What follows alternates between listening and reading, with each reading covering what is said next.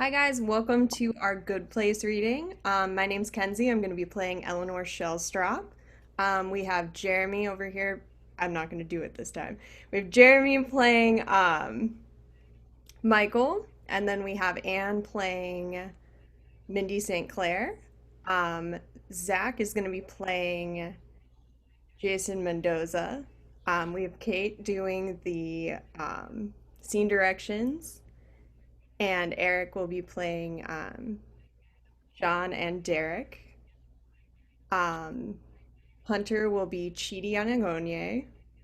Is this okay, morally speaking? It's not, but we're doing it I'm anyway. not sure. Casey will be playing Tahani. Molly is going to be playing a bunch of random characters. We have Jade playing Janet and Bad Janet. And then we have Lucy playing Vicky slash fake Eleanor or slash real Eleanor.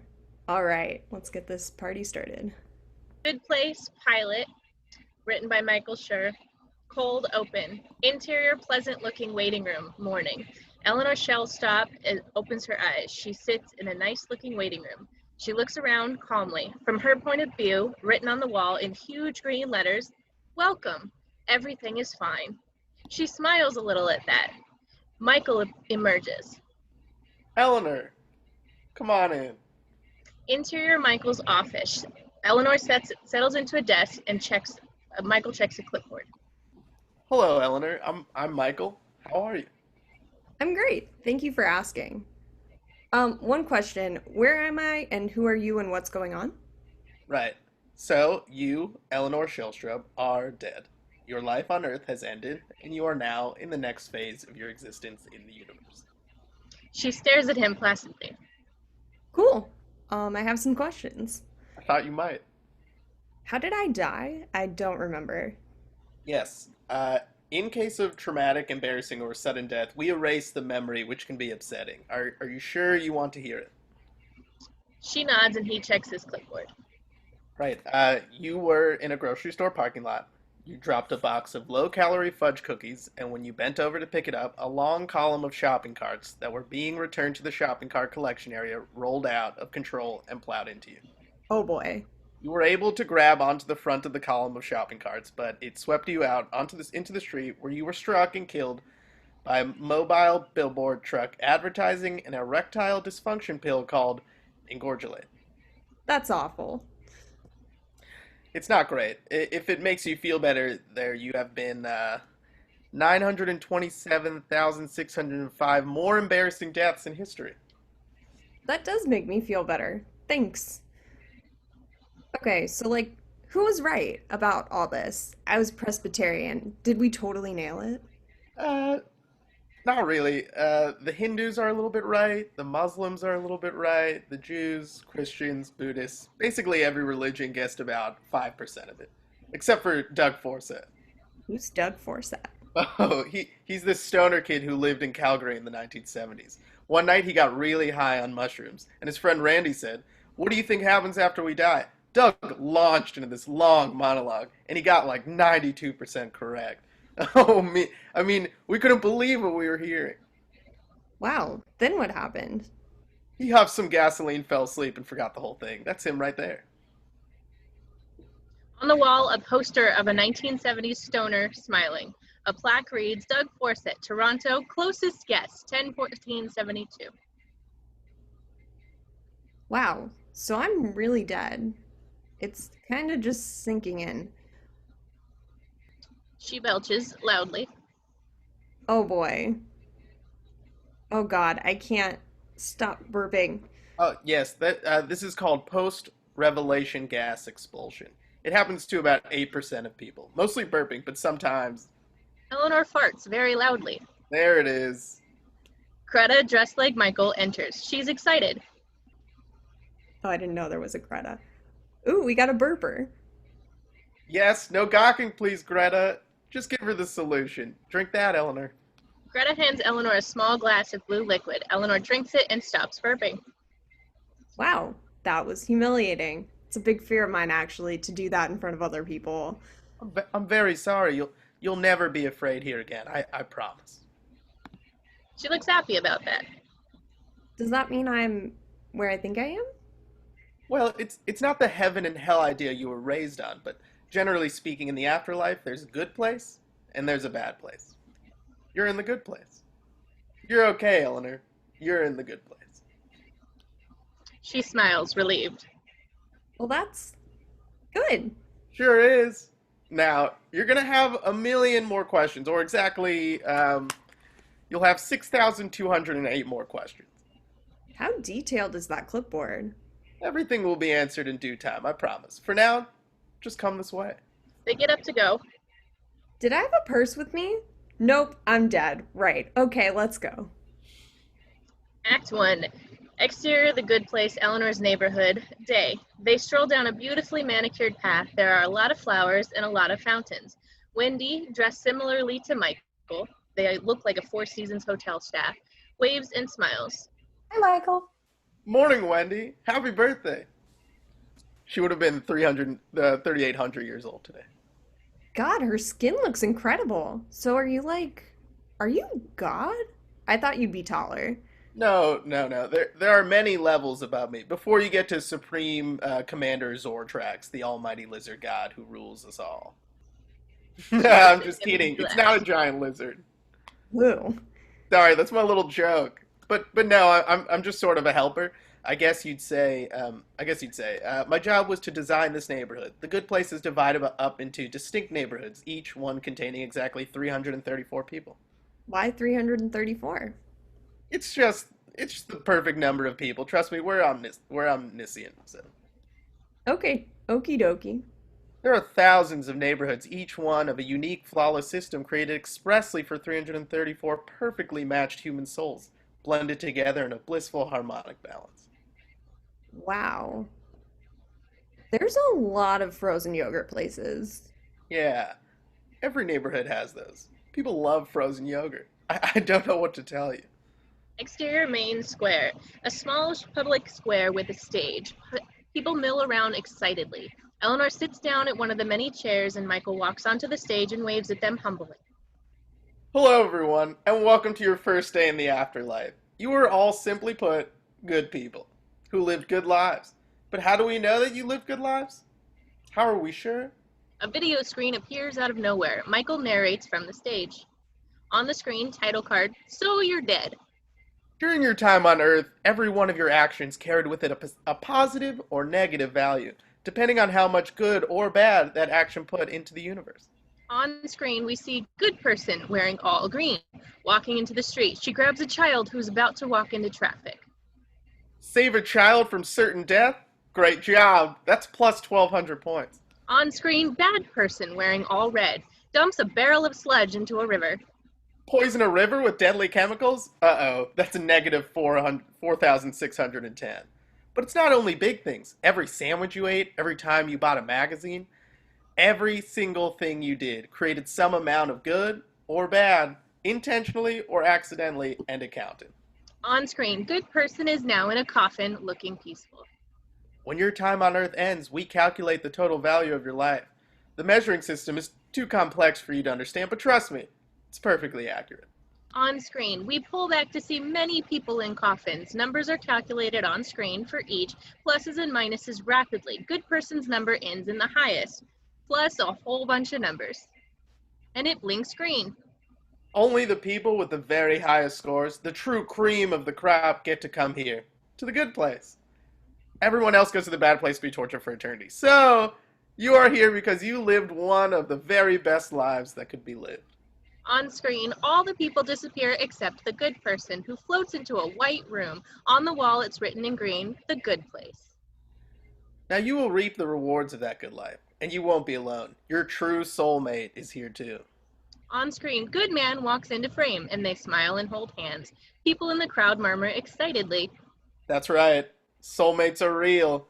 One of the other people in your neighborhood is your actual soulmate, and each pair of soulmates will spend eternity together. On screen, good man and good woman are joined by many other couples, some same sex, some opposite sex, who all hold hands and smile to camera. In the crowd, Eleanor looks over at Jianyu, a handsome East Asian guy. She smiles at him, and he smiles back. So, welcome to Eternal Happiness. Welcome to the good place. Sponsored by Doritos Extra Bold Barbecue Potato Chips. Doritos! Snack strong! The Doritos logo appears on screen. Everyone looks confused. Just kidding. There are no corporate sponsorships in the afterlife. That would be ridiculous. The movie ends, people applaud, Eleanor looks happy. Exterior Eleanor Street, later, Michael and Eleanor walk down the sidewalk. So, who's in hell who would shock me? Again, it's not hell in the ancient Christian sense. Right. Who's down there? Mozart, Picasso, basically every artist ever. The Beatles? Both so far, and the other two are definitely headed there. Paul really hurt himself when he wrote Wonderful Christmas Time. Yeah, that song is garbage. Who else? Both of your grandmothers, Yeah, that checks out. every US president except Lincoln. Ooh, you know who surprised me? Einstein. Really? Yeah, all of his theories are wrong, and it set physics back like 1,000 years. If Einstein had never been born, humans would have jetpacks by now. I knew there had to be a reason we didn't have jetpacks. All those amazing people down there. Hard to believe. Again, it's an incredibly selective system. Most people don't make it here. But you, a vegetarian human rights activist, a loving daughter and sister, you're special, Eleanor. By the way, welcome to your new home. They're in front of a small, nice, modern home. Wow. So, who built this? You built this. It came into existence because of the essence of who you are. You see, paradise doesn't mean everyone has exactly the same things. It means that every individual gets his or her own perfect existence, and all of those existences fit together like pieces of jigsaw puzzle. That's beautiful. And I guess it's why my house, for example, is a cozy little cottage, while some other houses might be bigger, like that one. We widen to see the house next door is an enormous Scarface-style mansion with Bellagio-type fountains in front. Exactly. You get it. Let's head inside. Interior Eleanor's house. They walk in. It's small and minimally decorated in a modern Danish way, all clean lines and right angles. As you can see, the interior has been decorated just as you like it, in the Scandinavian minimalist style. He gestures to a wall of featuring paintings of clowns. And obviously, you also love clowns, I do love clowns. right? You loved sailing. These would be paintings of sailboats. Right, kind of made me wish I loved something besides clowns, like naked Channing Tatum. your, your soulmate has his own place. If you want to move in together, obviously you can. Up to you. He gestures to a cool-looking screen. The video system, you can watch any event from history, from any angle. I recommend the JFK assassination. It's crazy. You can see all 6 of the shooters, including Frank Sinatra. No, old Blue Eyes? Yup, surprised me too. You can also watch everything that happened in your own life. He flicks it on. We see a menu screen titled Eleanor Shellstrop Life and Memories. He goes to the happy memories, the most fulfilling memories. Selects on screen from Eleanor's point of view, we see refugees sleeping in tents. Hands come into frame, Eleanor's, presumably to give food to the young boy who smiles. Your human rights mission to the Ukraine, this got you tons of points. Really put you over the top. Eleanor smiles and nods, wiping a tear away from her eye as she watches the memory play out, and Michael smiles. A knock on the door. Come on in, Chidi.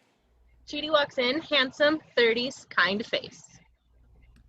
Eleanor, I'm Chidi Anaganye, and you are my soulmate. Cool. Awesome. Well, bring it in, man. They hug and smile at each other. All right, I'll let you two get acquainted. Michael leaves, and Eleanor gestures to the sofa while she and Chidi sit. So, where are you from, Chidi? I was born in Senegal, but I lived all over Hong Kong, Buenos Aires. In the words of Anais Nin, we travel to seek other places, other lives, other souls. How about you? Jersey. Cool. Your English is amazing.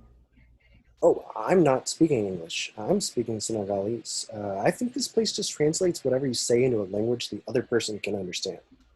That's a neat trick, like real-time Google Translate. Am I right? Oh, He takes okay. her hand and stares into her eyes.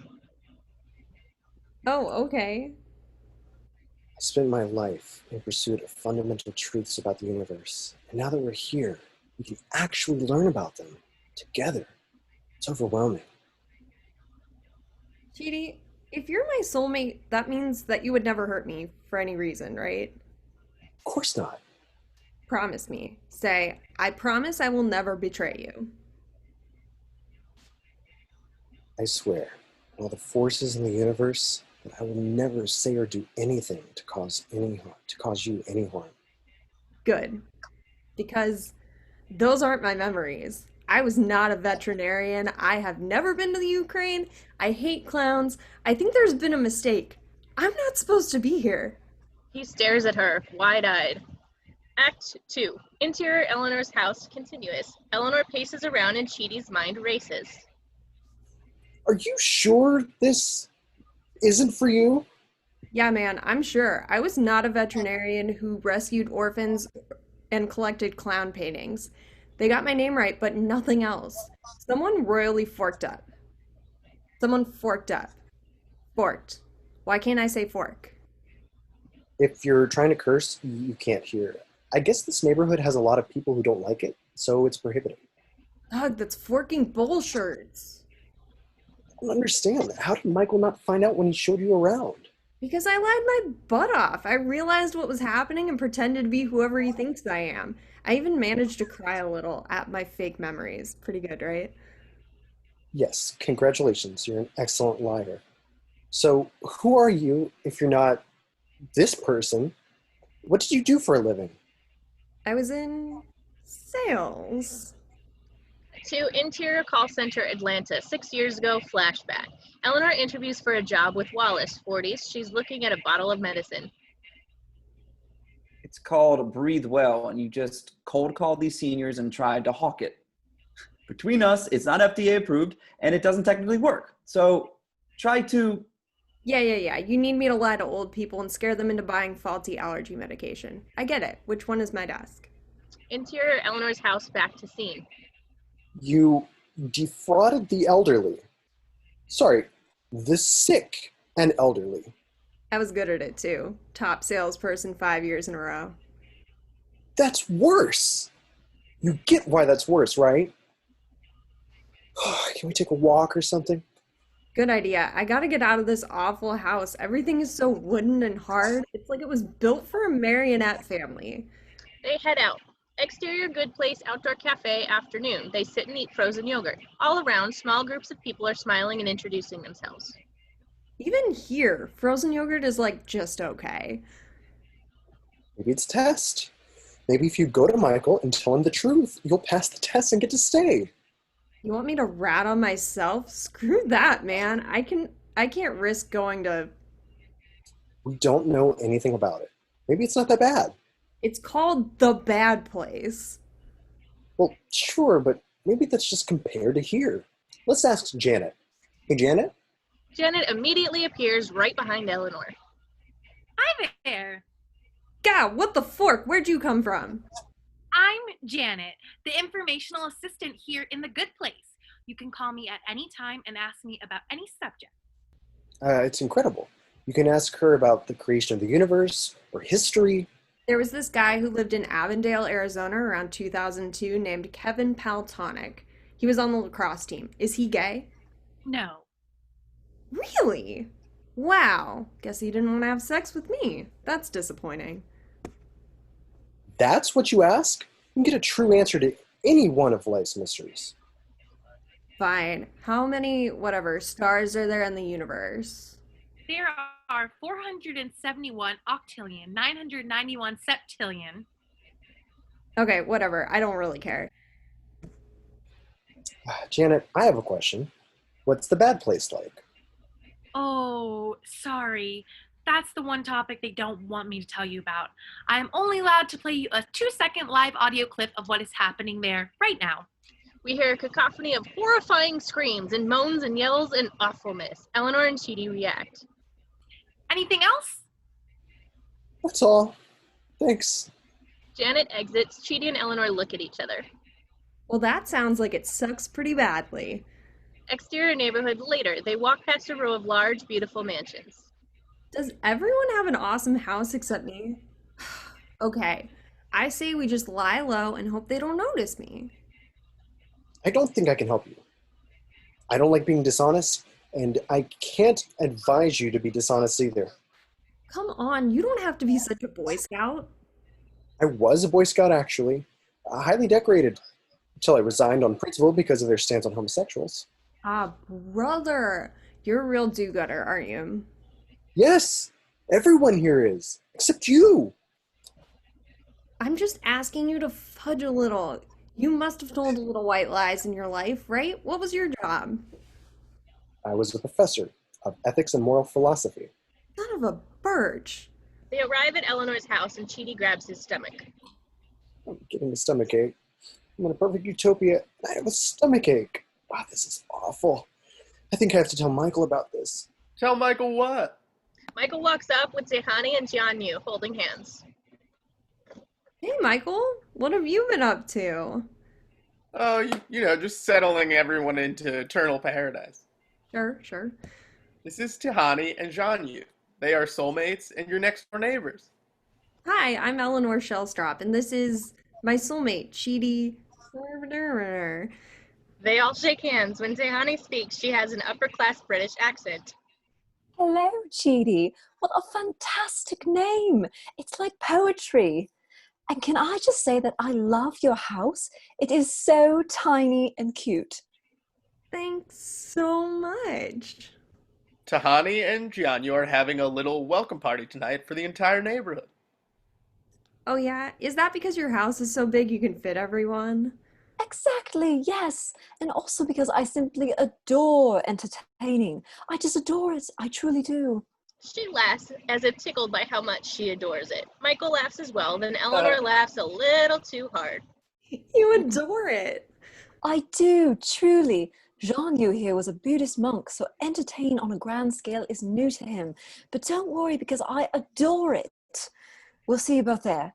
Toodles! They walk off.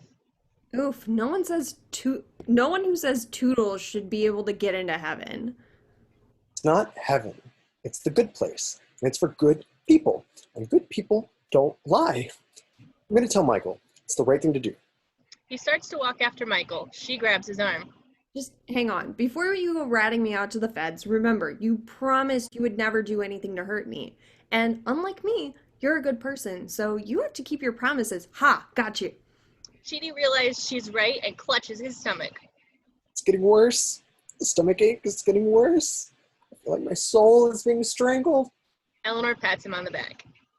All right, buddy, walk it off. Act 3. Interior Tehani and Jianyu's mansion, neighborhood mixer, night. We walk in behind Eleanor and Chidi, now dressed for a cocktail party. Groups of people chat amicably. Eleanor gestures. Sweet dress, right? Got Janet to fetch it for me. Instant, on demand, everything free. This place is the best. Now let's go lie to some saints. Help me out. Tell me something good about yourself that I can hang on to. What happened the day before you died? Off Eleanor's look. Flashback. Interior Eleanor's car morning 2 days ago. She is pulling out of the tight parking space. She hears a scrape of metal on metal and winces. Exterior car. She sees that she scrapes the car next to her. She thinks, then grabs a pen and writes a note, leaving it on the windshield. Exterior car. Later, the owner of the car comes back, sees the scrape and the note. He reads it. It reads, "You parked too close to the line. This is on you." The guy looks around like, what the hell? Interior Tahani and Jianyu's house, back to scene, continuous. Eleanor is still thinking.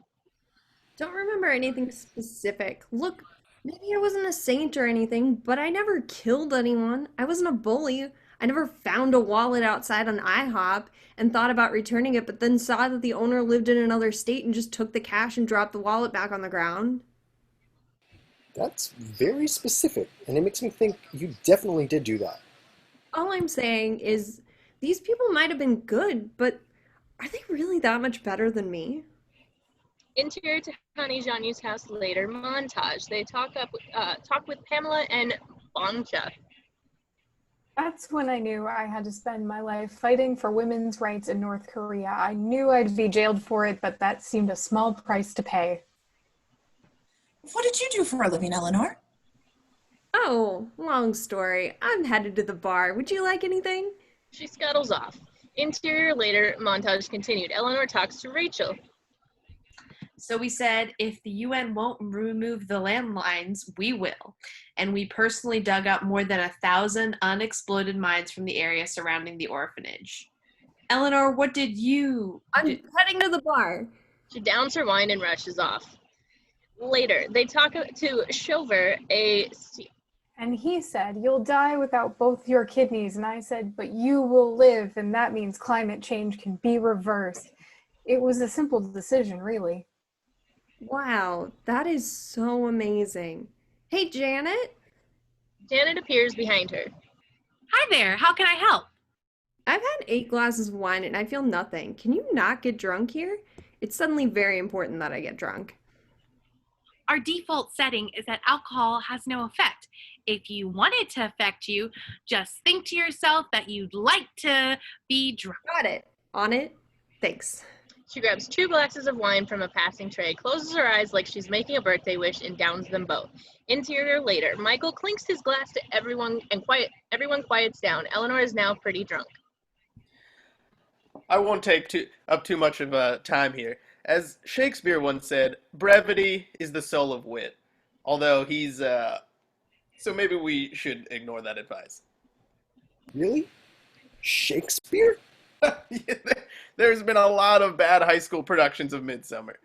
Caused a lot of agony. Anyway, you all know that I'm the architect of this neighborhood. What you don't know is, and I don't know if I'm supposed to be saying this, but this is the very first neighborhood I've ever designed. I've been an apprentice for a while now, about 300 years, and my bosses finally gave me my first solo project. He gestures around him and everyone applauds. For that reason, it's very special to me, and I want it to be perfect. You deserve a perfect world because you are all, every one of you, good people. So if you have any problems at all, which you won't, Everyone laughs. come see me personally. My door is always open. Back to the party. Everyone claps. Bravo, Michael, bravo. Eleanor turns to Chidi. Ugh, Tahani, what a condescending bench. Why does she still have a British accent? No one else has an accent. She is choosing to have that accent. Hello, everyone. I'm utterly perfect and I look like a cartoon princess. Okay, maybe it's time to head home. She slurps down the rest of her drink as he ushers her away. Waiter, más tequila, por favor. Who are you even talking to? Unclear. Interior Eleanor's house, night. He gets her into bed. That Tahani is such a butthead. Hey, at least I can still say butthead. She's a butthead. Her butt is a head, and her head is a butt. Sorry, I burped. That's embarrassing. She lies down as he starts to leave. Chidi, wait, I'm sorry. I'm sorry for dragging you into this. It's not fair that your first day in paradise is babysitting a drunk moron. It's okay. It's not, though. Do you think anyone cared that I died? Maybe some people did. I don't know. I'm an only child. My parents are both dead. They were good people, so they're probably in one of the other good person neighborhoods, like having sex with each other. Burp. Gross. Keep it in your pants, afterlife, mom. She suddenly is drinking more wine. How did you get more wine? He takes it away from her. I bet way more people cared that you died because you're nice. You're a nice person, Chidi Ariana Grande. Is that your name? Chidi. See you tomorrow, Eleanor. Sleep well. You're already asleep. Okay. She's snoring and he leaves. Interior Eleanor's house the next morning. She slowly wakes up, expects to be hungover, then hops out of bed gleeful. 30 glasses of wine and no hangover? This place is the best. She walks over to her window and throws the curtains open. Paradise. Uh-oh. She looks outside. The whole world has gone haywire. Exterior Eleanor's house moments later. Eleanor stumbles outside to see houses cut in half, trees are upside down or twisted into pretzels. In the sky, jagged slashes of red lightning crisscross in every direction. People mill around, confused. Everyone's clothes are now blue and yellow stripes. Tahani walks past Eleanor dazed because her head is where her butt should be. Stay cool, Tahani. Michael and the other Good Place employees stumble around trying to restore order. Remain calm! Everyone just remain calm! A translucent octopus floats up to him, hovering, and blinks a few times. Michael stares at it. Okay, go ahead and panic! Everyone! Panic! Panic and flee to safety! He runs off. Chidi runs over to Eleanor. Chidi, what is happening? Why is everyone in blue and yellow? You're not. You're the only one who's not. She looks down. Her clothes are the same as they were last night. Chidi slowly realizes. This is happening because of you. Oh, fork me. Act 4. Interior Eleanor's house moments later. Eleanor paces around and Chidi sits in disbelief. Okay, we don't know that this is because of me. I'm not perfect, but these people aren't either. A lot of them brag about how amazing they were. Tahani's totally condescending. That one guy had a gross ear. No one said they were perfect, but they spent their lives thinking about other people, helping other people, doing good. Ah, but here's the point. If I'm not the only one with flaws, how can we be sure this is all my fault? You call Tahani a butthead, and now she has a head on her butt.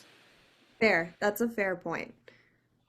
This perfect utopia has been corrupted by one rotten apple, and after your boorish performance last night, it's pretty clear you're that apple.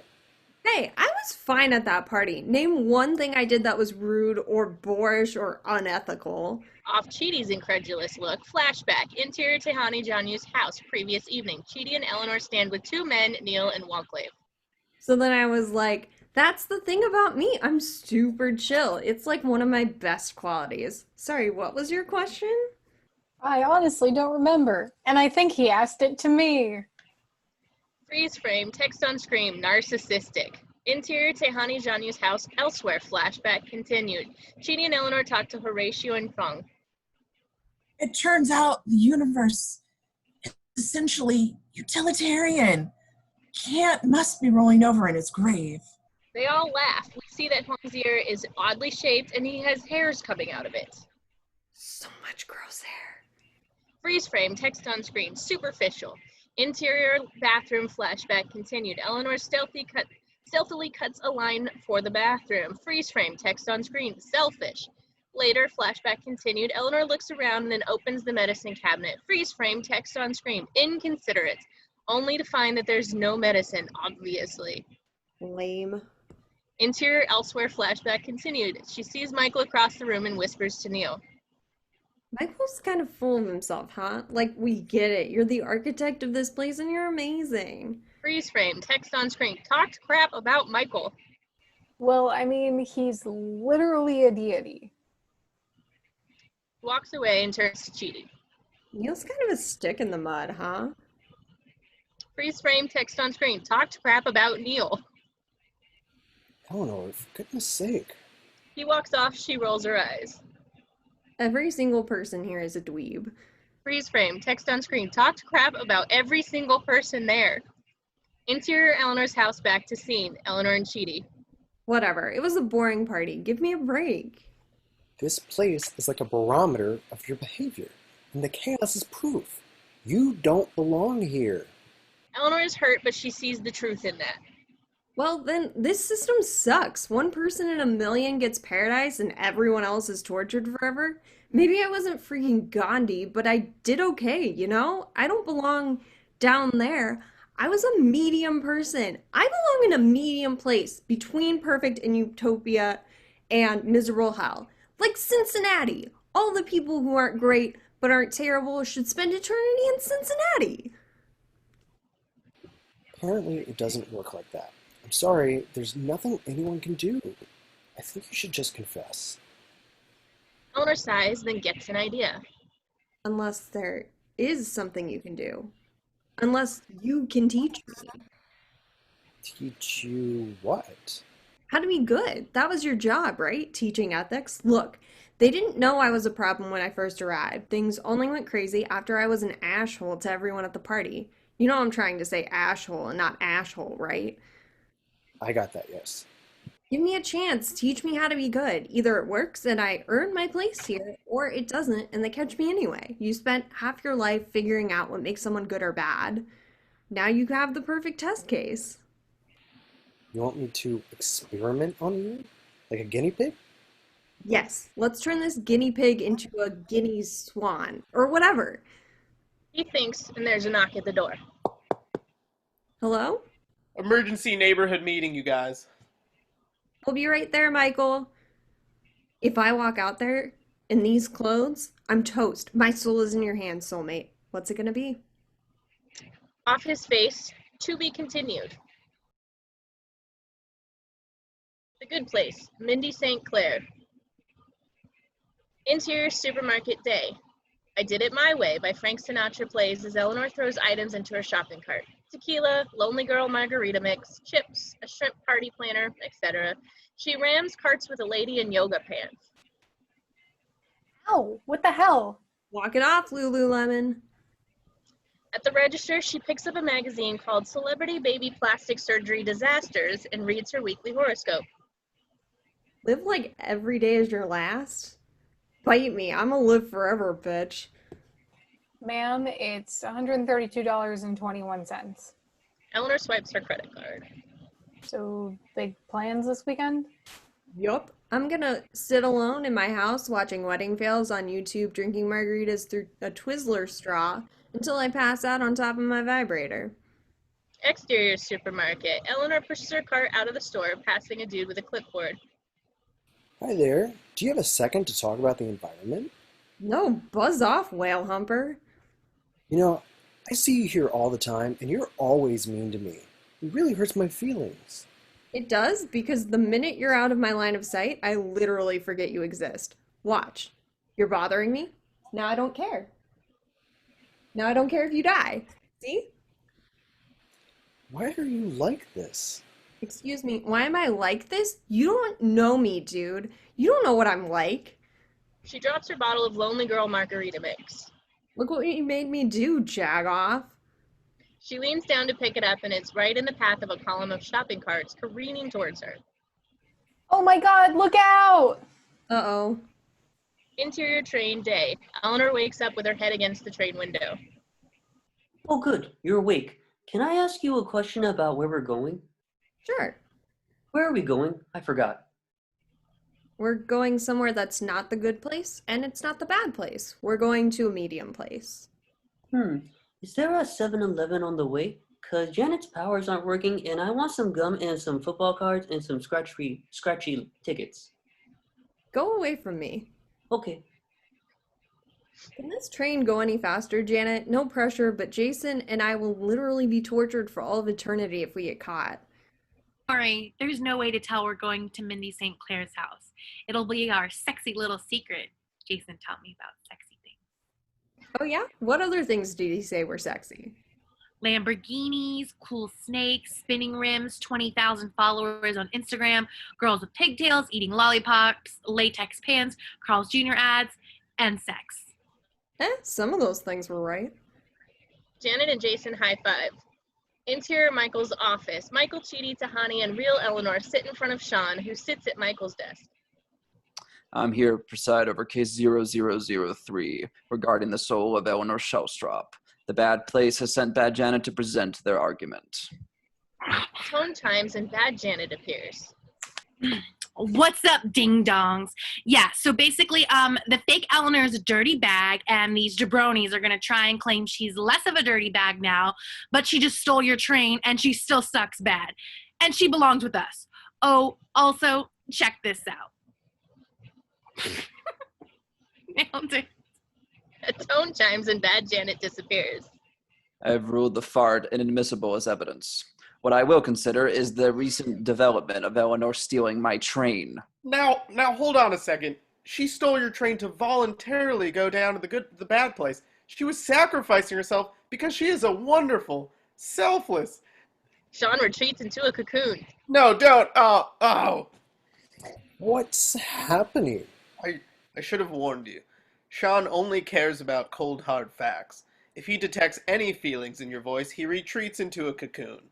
So what we need to do now is just be very still and quiet. They all sit and wait. Sean finally comes out of the cocoon. Finally. Oh, come on. What did he just say? Oh, because you're also perfect. Exterior the Medium Place train station. Eleanor, Janet, and Jason get off the train under a sign that says neighborhood, not available. There is nothing around them so far as the eye can see. Whoa, this is truly nothing. So, where does this Mindy St. Clair live? I don't know. I'm out of range of our neighborhood. I don't have any of my normal abilities here. Perfect. Well, let's try it this way. Oh, I've never had to walk before. This is fun. Now I'm bored. Walking is dumb. They walk across an empty field and Jason lags behind. A hawk screeches as time passes. Finally, they get to a house in the middle of nowhere with a bunch of trees and a little flower garden in front. Well, given that she's the only person in this neighborhood, I'm guessing this is the place. Oh, she's naked! Mindy St. Clair is in the flower garden holding up sunflowers to cover up her naughty bits. She screams. Oh, sorry! Mindy screams again, and now Jason screams back. Who are you? I'm Janet. Janet waves for a few seconds longer than normal. Interior Mindy's house. Eleanor, Janet, and Jason sit in front of a TV watching an informational video with a representative from The Good Place explaining what's going on. Hello, Mindy. My name is Beatty. I'm from The Good Place, and welcome to your first day in the afterlife. Trevor comes in pushing a child's bike. What's up, idiot? Sorry I'm late, babe. Hey, are you pregnant? That's not possible. Congrats, yeah. So, Mindy, look, you mostly sucked, but then you did this one good thing. I mean, I still think we should get you. They didn't, but neither did we. A compromise was made.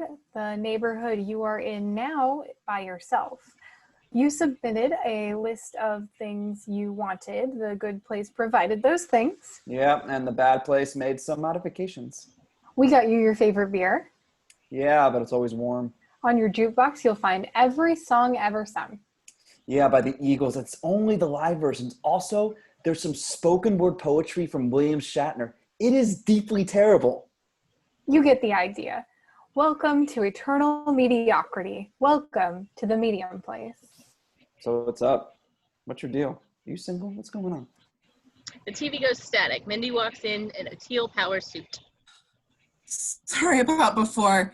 One of the perks of living alone is that I just get to walk around naked. My kind of gal. And I gotta say, you keep it tight. Oh, that's the nicest and only thing anyone's said to me in 30 years. So tell us everything. I mean, what did you do to end up here? Oh, that's kind of a long story. I'm gonna need a drink or three. Definitely my kind of gal.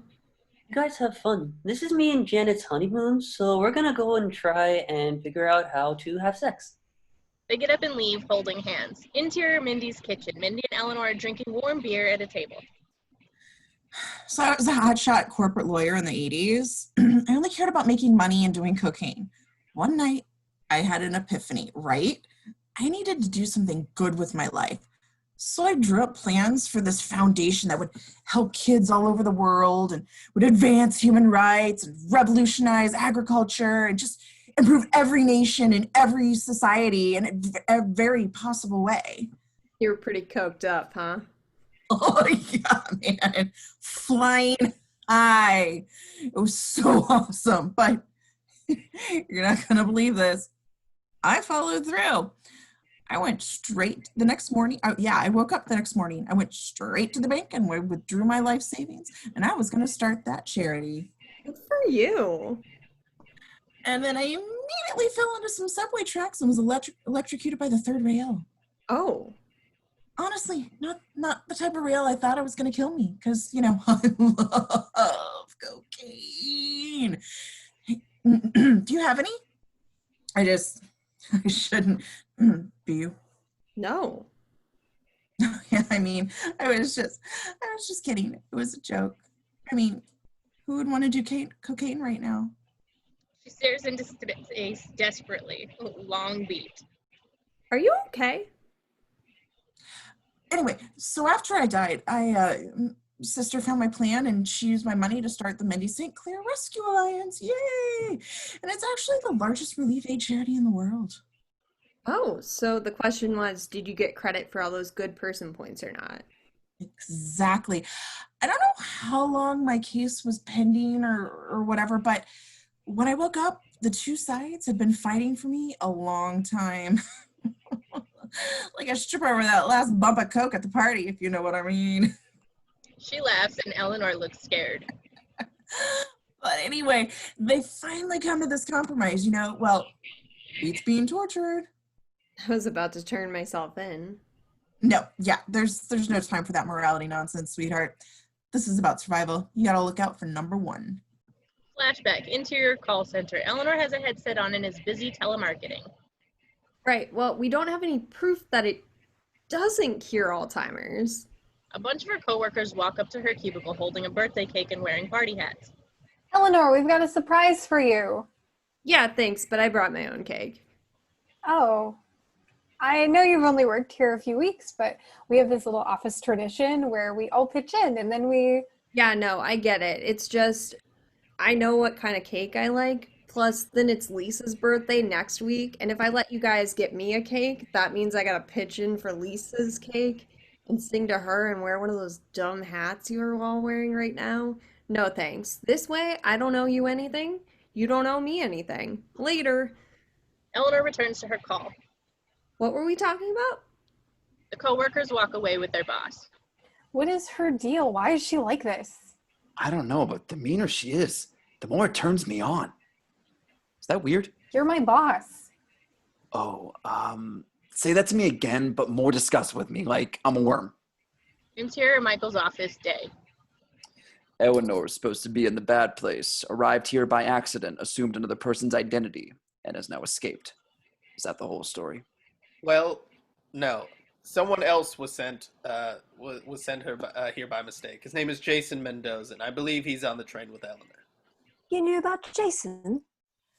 Yes, I know that he's a fake and that he's married to Janet and that this entire neighborhood is, what's the human expression? Yes, a smoking hot turd. I will deal with Jason Mendoza later. For now, I will hear your arguments for why fake Eleanor Shellstrop should stay in the good place. We can do this, but we must remain emotionless. I'm talking Kristen Stewart on the red carpet level of motionless here, all right? Begin. Eleanor dedicated herself to the study of ethics. I was blown away by her capacity for self-improvement. Eleanor is a magnificent person who has grown tremendously in her time here. Please, I'm begging you, please. Voluntarily heading to the bad place proves that she is a selfless person. Sorry, I'm getting choked up. Yes, voluntarily sacrificing herself and heading to the bad place would be a point in her favor. However, I've just received word that Eleanor is not currently in the bad place. We have no idea where she is. Well, what the? What? Fork! Sean retreats into his cocoon. Interior Eleanor's house. Sean stands in front of Michael, Chidi, Tahani, and fake Eleanor. I will now review Eleanor's memories. Her memories? As in all the things she's done on Earth? Mm-hmm. But perhaps we could take a little break first. You know, we've been at it for a while, and you must be tired. I've been asleep in goo for the last 29 years, so I'm good. Call up the screen for fake Eleanor Shellstrop, please. A screen with a big giant breakdown of Eleanor's bad place points comes up out of nowhere. Where should we begin? Waiters screamed at or cyberbullying a pregnant woman from spin class? Interior Mindy's house. Eleanor sets up a framed picture of Tahani and Jason and Chidi around the house. Then she sits down to read a book. Mindy enters. Hey, you want to grab a drink or something? No, I kind of have my own private time routine. I thought you'd want company after being here alone for so long. No. Okay, I get it. Yeah. Where'd you get that? That's not one of my books. I only have Anne Rice vampire novels with water stains, and I've cut out most of the words to make them pornography. My friend in The Good Place gave it to me when he was teaching me ethics. It reminds me of him. Look, if you want to survive, you have to forget what you left behind. Take that whole experience, crumple it up, throw it in the garbage can. Okay, instead of reading, I'll watch this VHS copy of Cannonball Run 2. Or maybe the making of Cannonball Run 2. Wow, very medium. Yeah. Jason and Janet enter. Hey, you two lovebirds figure out how to have sex yet? No, we tried for 2 hours, but there was just a lot of, bumping into each other. It was weird. Flashback, interior Quinceañera night. Little girl in a pink dress and a crown stand in the stage in front of her guest. Habla Garcia, Mr. Perez, yeah. Eleanor sets off a blown horn and storms onto the stage. This ain't your bar mitzvah anymore, bitch. It's my 24th birthday, y'all. Hot tiara, girl. She snatches the tiara and blasts the air horn right in the girl's face. Interior Eleanor's house. The previous scene is on the giant TV while Michael, Chidi, Tahani, and fake Eleanor watch, horrified. That was crashing and subsequent destruction of Vanessa Garcia's quinceañera. Let's move on to another event. Heckling of mall Santas. Lifetime ban from Build-A-Bear Workshop. Brief Instagram flirtation with Kid Rock? Oh no. This is getting away from us. We need to do something quickly. Chidi stands up. Yeah, Judge, request permission to speak somewhat emotionally. Fine. He pops a pill. Dramamine helps with the nausea. Proceed. Okay, look, I know obviously these memories aren't great. I was particularly disturbed by started fire in mailbox to get mailman to take shirt off. But that was the old Eleanor. She changed. She worked and she studied and she got better. And it wasn't just self-preservation, it was real self-improvement. I made the decision to help Eleanor that first week, and I'm glad I did, because she's worth it. Tahani jumps up. I too helped Eleanor. Not as much as Chidi, surely, but my help was more friendship and sorely needed facts. Eleanor deserves to stay. Thank you for these testimonials. A ruling has been reached. They all stare at him expectantly. Oh, you want to hear it. Forgot how needy humans are. Eleanor Shellstrop is a bad person. The progress she has made does not offset her actions on Earth. She deserves to be in the bad place. Oh. And as concerning Jason Mendoza, I have heard no statements nor seen any evidence to suggest... Oh, he's from Florida. Yeah, he belongs in the bad place. No, but how do you intend to enforce this ruling? You have no idea where they are. Bad Janet. A tone chimes and Bad Janet appears, texting. What's up, pork nuts? Engage walkie-talkie protocol. She opens her mouth and makes a weird electronic noise. Interior Mindy's house. Janet stands in front of a bunch of different drawings and 2 stick figures in different configurations that might be sex. What if you're here and I'm like this? Yes, this might work. The same weird electronic noise from before as Janet opens her mouth and stands motionless. Whoa, what is happening? Is she having an orgasm? Did I do it somehow? Sean's voice comes out of Janet's mouth like, well, a walkie-talkie. Attention, Eleanor Shellstrop and Jason Mendoza. Interior Eleanor's house. Sean is talking directly into Bad Janet's mouth, like up close. This is the Almighty Judge on high of all beings living and dead for all eternity. My name is Sean. Interior Mindy's house. Janet's mouth continues to project Sean's voice. We do not know where you are, but hope you are receiving this message. You have been found to be the rightful property of the bad place. Either return to your original neighborhood, or your accomplices, Chidi Anagwe and Tahani Al-Jamil, will go to the bad place in your stead. Interior Eleanor's house. What? You have 4 hours. Goodbye. Your Honor, please. Chidi and Tahani are completely innocent. They are not completely innocent. They told me so themselves. They aided and abetted 2 criminals, one of whom was a DJ. Interior Mindy's house. You're gonna send Chidi and Tahani to the bad place? We're off the hook. This is amazing. Babe, we're going to be trying to make love all night long. They both run out of the room. Eleanor stands, stunned. Jason runs back to grab one of the stick figure drawings. Interior Mindy's house. Eleanor packs her book into her purse as Jason and Janet watch. We don't have to go back though. They just said. We can't let Tahani and Chidi go to the bad place. They're our friends. We literally owe it to them. If they were really our friends, then why aren't they here with us right now? Because we ran away.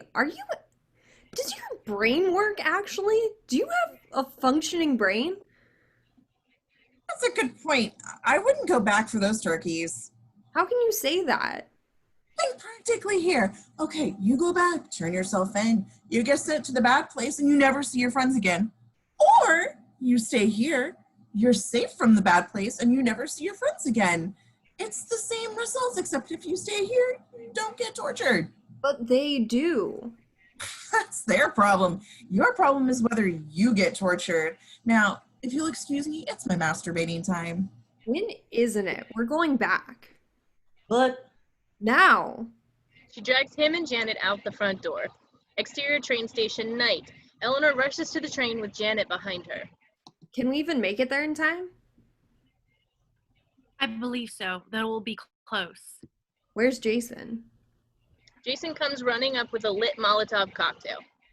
sorry, Eleanor, but I can't let us leave. He throws it in slow motion. Bortles! No! It hits the train with a light clink, then falls in the grass and grows out. What are you doing, you goon? Trying to blow up the train. Blowing stuff up got me out of so many jams on Earth. Let me try again. Do you have another bottle? Eleanor drags him onto the train. Interior Eleanor's house, night. A countdown clock hits 1 hour. Michael walks into the room dressed like Janet.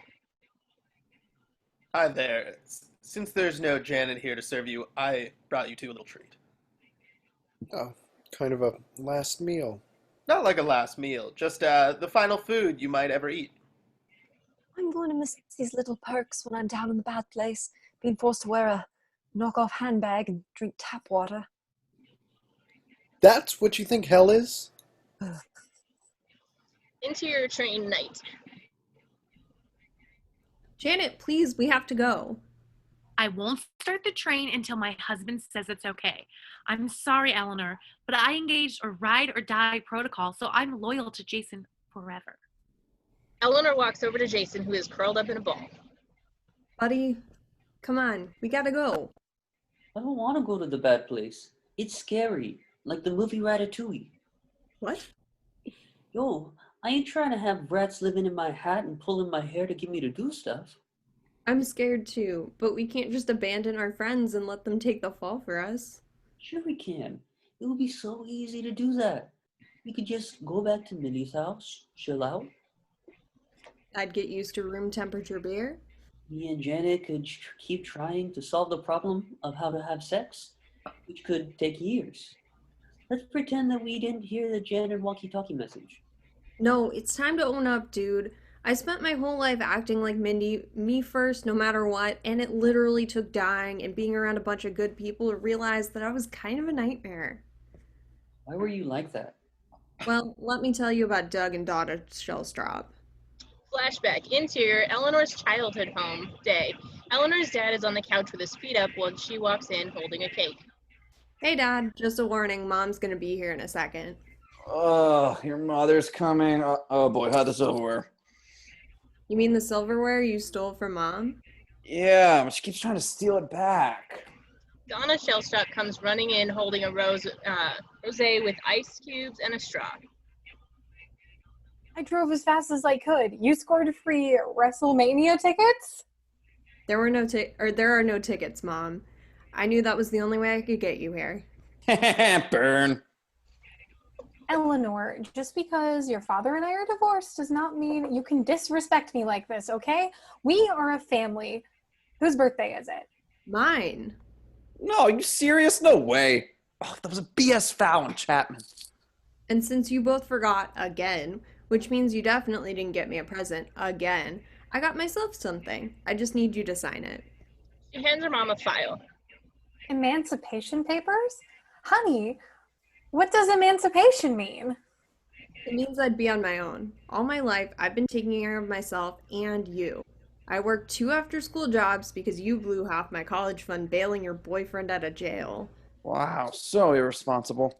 And you blew the other half trying to frame her boyfriend. It was so stupid. He was already guilty, dumbass. I've been on my own for a while now anyway. And after you sign these papers, it'll be official. I won't owe you anything. You won't owe me anything. Doug pulls behind his ear for a pen. Well, if you want me to sign, oh, that's a joint. Do you have a pen or lighter? You're a really interesting person, Eleanor. We should hang out sometime. Interior studio apartment. Eleanor sits alone in a futon in a room full of boxes, eating her birthday cake. Interior train night. Wow, your parents sucked. Yeah, they did. And I've been using their crappy parenting as an excuse for my selfish behavior all my life. No more. We know what's right here. We have to go back. Jason reluctantly shoots Janet a thumbs up, and she returns it. Ride or die. She starts the train and it chugs away. Interior Eleanor's house night. The timer counts down to 0 and alarm chimes. Time is up. In preparation for your trip to the bad place, please put on these fedoras. Oh no. Well, no use delaying the inevitable. We surrender. Together. Eleanor and Jason come busting through the front door. Chidi, Tahani, we're back to save your souls. Real weird vibe in here. Was definitely expecting some applause. You're too late. You missed the cutoff. But we're here. We came here as fast as we could and we're here. So now what? What is the most logical decision? I made my initial ruling. I established a deadline. The deadline was missed. The original perpetrators are here. This is so exhausting. I just want to go back to my container of goo and go to sleep. The bad place is owed to people, in my opinion, which is an objective fact in this case, and all cases, always and forever. You have all done bad things since you arrived here. Therefore, I don't care which 2 of you go. You can decide. You have 30 minutes. He sets the timer for 30 minutes and it beeps as it begins to count down. End of episode. The Good Place, Michael's Gambit. Interior, Good Place Architect's office. Michael is sitting at a desk in a fancy office full of desks. Morning, Mike. How's it hanging? Oh, fine, Dave. Just fine. Listen, we got the files for the new crop of incoming, and the big guy thinks it's time for you to fly solo. I get to design it myself? You've been an apprentice long enough. You're ready. Oh, Dave, I'm going to work so hard. My design is going to be absolutely perfect. Okay, easy there, rookie. Starting immediately. You'll be out of my department. You'll be reporting directly to the front office. This is your shot. Good luck. Interior Eleanor's house. The bad place is owed to people. You've all done bad things since you arrived here. I don't care which 2 of you go. You can decide. You have 30 minutes. He waves his arm and a giant green timer pops up out of thin air. All I ever wanted was for this neighborhood. My first neighborhood to be perfect. Somehow I blew it and, well, you're all suffering, and for that, I'm deeply sorry. He hops up to the platform where Eleanor's bed is. This is truly the saddest day of my life. 2 doors close in front of him, revealing a clown painting as upbeat circus music plays. Theme song. Okay, I guess I'll speak first. Jason and I are the mistakes. We're the ones who misled everyone and dragged you all into this mess, so we should go to the bad place. Agreed. Yes.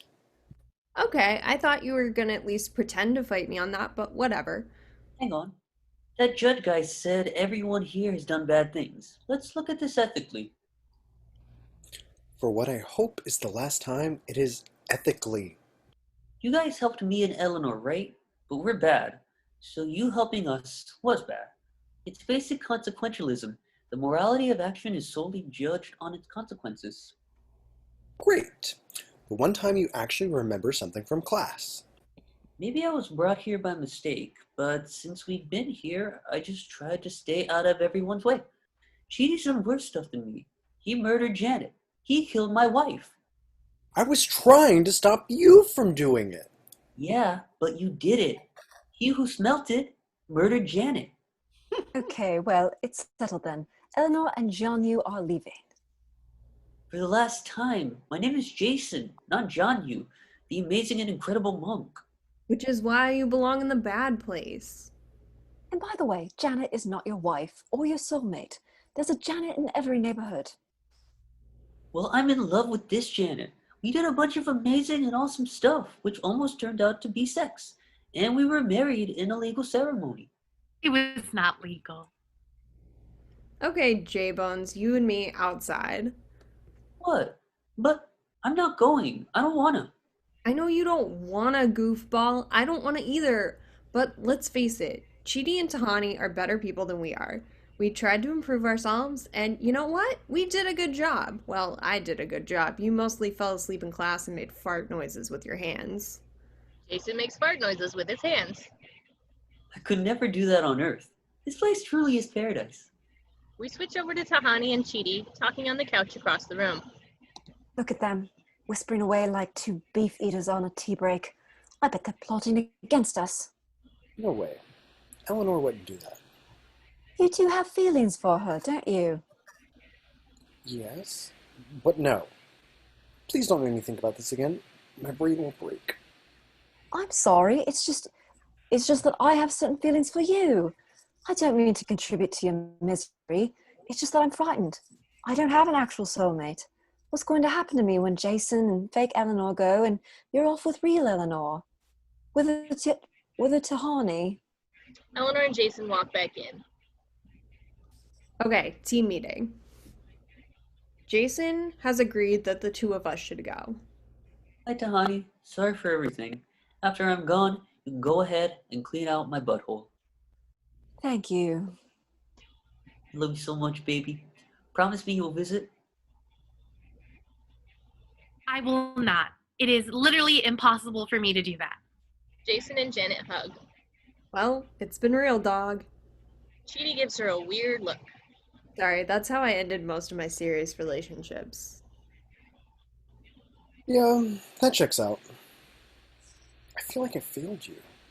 No, don't ever think that. I was dropped into a cave and you were my flashlight. Tahani comes over. Oh, goodbye forever. I will miss you so much. I'll miss you too, you sexy skyscraper. Alright, Jason. Ready to go? Let's grab Michael. There's a knock at the door. Come in. Real Eleanor comes in. Hi guys, sorry to interrupt. I'm going to the bad place. I'm taking one of the slots. What? Awesome! Eleanor, that's crazy. You belong here. Why would you go? Everyone here is supposed to have a soulmate, and my soulmate doesn't love me. I don't know if you love the other Eleanor or Tahani or someone else, but you don't love me, which means that this will never really be my good place. Chidi has no idea what to say. I'm going, so you only have to choose one person. She leaves. Okay, that means... What does that mean? It means I get to stay here with my wife forever! We did it, Eleanor! USA! USA! USA! USA! Interior Eleanor's bedroom continues. Michael and Sean sit on Eleanor's bed facing a giant clown painting on the wall. This is a real mess. No matter what they decide, I bet you're going to be in a pretty hot water with your boss. Wouldn't be surprised if retirement were on the table. Retirement? Of course. What do I know? I'm just the all-knowing judge of all matters in the afterlife. But face it, this is your mistake. Flashback, architect's office. Michael is sketching out blueprints. Morning, Mike. Morning, Val. Val Which points one's to the which? coffee maker. Which one's which? I always forget. Black is regular, orange is antimatter. Working on your first solo design, right? How's it coming? Do you ever get the feeling we could be doing it all differently? I mean, it's always the same. We get the names, come up with the design, they arrive, we move on to the next one. We never even get to be there to see how fun it is. Yeah, I guess, but don't rock the boat here, bud. Just try and do a good job. Michael realizes something. Val takes a sip of her coffee. Ew, French vanilla. Regular antimatter's fine. Why flavor it? Michael looks at his blueprint. A good job.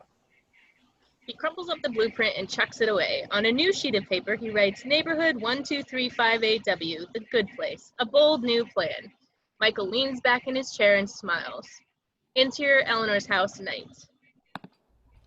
All right, nerds, let's just get this over with. I'll go to the bad place with real Eleanor, and you three can stay. Yes, we get to stay, baby. We did it. Jason and Janet kiss. Wait, no. You're not going. I am. What? Why? Real Eleanor is my soulmate. Was my soulmate. And she's only going down there because she thinks that I don't love her. Do you? I don't know. Please don't ask me that. My stomach hurts. The point is, if she's going down there because of me, I'll never be at peace. Yes, we get to stay, baby. We did it. They kiss again. No, this is bonkers. I'm going, end of story. No, I'm going. End of everything. What? Now you're trying to replace Chidi? No, I'm going to replace real Eleanor. Chidi and I are going to go together, which means that you and real Eleanor and Jason can stay. Yes, we get to stay, baby. We did it. They kiss again. Look, I love you, and I think you love me. We can be together, away from everyone else. Obviously, we'll be miserable, but I truly believe our love will make us happy. Okay, you realize the bad place is not some sort of couples retreat, right? If it is, Janet and I would like to go.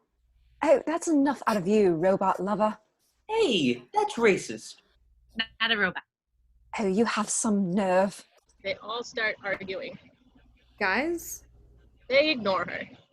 Guys. Eleanor puts her hands on her head and closes her eyes to think. She opens her eyes, suddenly realizing... Holy mother forking shirt balls. They stop arguing to stare at her. What? Wow. Okay. Woo! Yo, Mikey, Sean, come out here. The clown doors open again and Michael and Sean come out of the bedroom. Is everything okay? Right as rain, Mikey, my boy. So Chidi and I are gonna go to the bad place. What? Trust me, I got this. This is our decision. Let's hit it. Well, what about real Eleanor? No, it's me and Chidi. Call the train. Chidi looks like he's about to pee his pants. Point of order. I don't accept this offer. Real mistakes were Jason and Eleanor. I got. You said any two of us. It's me and Chidi. Let's do it to it. Michael and Sean stare, completely stunned. Bamba John enters. Michael, I just found an obscure precedent in the rules that might just save everyone. Buzz off, Bomba John. Don't need it. Oh, okay. He exits awkwardly. Ready when you are, boss. Michael shakes his head at her. Eleanor, what's going on? It took me a while to figure it out, but just now, as we were all fighting, yelling at each other, and each one of us demanding that we should go to the bad place, I thought to myself, man, this is torture. And then it hit me. They're never going to call a train to the bad place. They can't, because we're already here. This is the bad place. Her friends stare at her stunned, then they look at Michael. Suspenseful music plays, and then Michael lets out an evil laugh. Oh man! I can't believe you figured it out! Oh God! You ruined everything! You know that? Oh man! Eleanor, you really suck! Eleanor gasps. I was so close to pulling it off! He grunts and dramatically sits in a weird round chair. He pushes a potted plant off the table and then makes a face like, what are you gonna do about it? Sorry, so she's right? Yeah, she figured it out.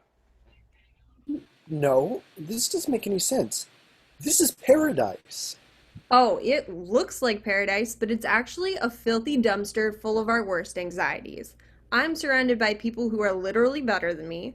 Just me being here forced Chidi into an ethical clusterfork. Tahani tortured Jason by constantly trying to get him to talk. Jason tortured me because I was sure he would blow our cover, which was torture for Chidi because he was responsible for me, which made Chidi seem like the perfect soulmate, and that tortured Tahani because he didn't love her. You don't love me? Please don't ask me that right now. See? We've been torturing each other since the moment we arrived, and everything Michael has done has made at least one of us miserable. He played us like a fiddle. Oh, yeah, Eleanor. I told you that the first night we were in the park. We were in a prank show. Oh yeah, you did. Great job, man. Jason laughs, genuinely proud, and they high five. Real Eleanor enters. Katie, don't go. I don't care if you don't love me. I love you. It's the only thing that makes any sense in this crazy world, and I think we should stay. No, stop, Vicky. They figured it out. They know this is the bad place. Eleanor figured it out. Vicky takes a good look at Chidi as Michael's words really hit her. Oh, man, this was supposed to be my big moment. I just rehearsed that speech for like 3 hours. Damn it, Eleanor, you are the worst, and you can all suck it. She throws her hands up and exits. Chidi is shocked. You remember what I told you when you predicted that you could do this for 1,000 years? Interior architect's office. Michael stands in front of a conference table of bad place architects. The time has come to innovate. The human afterlife can be more fun. For us, obviously, not for the people who we're torturing. Who cares about those dummies? He laughs, but no one else really does. I present you the perfect recipe for my proposed experiment. 4 people, perfectly suited to make each other miserable. I am going to design an afterlife where they torture each other. We've tried this. Humans are very reticent to torture each other. Even getting them to do simple things, pulling them each other's teeth is like, I can't think of the right analogy. Ugh. What makes you think that you can get them to do this? Because they won't even know that they're doing it. I'm going to make them think that they are in the good place. And to make sure that they drive each other insane, I will be there posing as a good place architect. People in the crowd start to mutter, unsure. I even stole a good place Janet we can use. Look, we can just send them all to the hot spike pits with the lava and the bees and the lightning that tears off their flesh. Let's try something new. I cannot predict everything that's going to happen, but we'll improvise. We'll be on our toes. I think that we can get them to torture each other for 1,000 years. I think you'd be lucky to get 6 months out of this insane gambit. But take me through it. How would this work exactly? Oh, yes, all right. So, this is a 14 million point plan. A giant fire monster walks in and interrupts. Oh, sorry. I thought we reserved this conference room. No, Todd, we have it until 3. Sorry, everyone. Interior Eleanor's house. So everyone else in this neighborhood, Except for you 4, everyone in this neighborhood is one of us. Chidi sits down on the floor. After I came up with everyone's characters, we just created fun scenarios designed to torture you. Flashback. Interior Eleanor's kitchen. how can I be over it? We haven't discussed it or even spoken for days. Well, it sounds like you've had a really nice vacation from your full-time job. Exterior Eleanor's house. Michael has his ear pressed against their front door listening. Ed and Tracy wait next to him. Okay, they're at each other's throats already. This should put them over the top. Ed, you play Bart, a former private eye. Woo! I know. Tracy, you're his soulmate, Nina, a marriage counselor. They all crack up. Maybe we can get them to swing with us. That's perfect. Perfect. He shushes them before knocking on the door. Interior Eleanor's house. Hey guys, it's Michael. Chidi and Eleanor panic.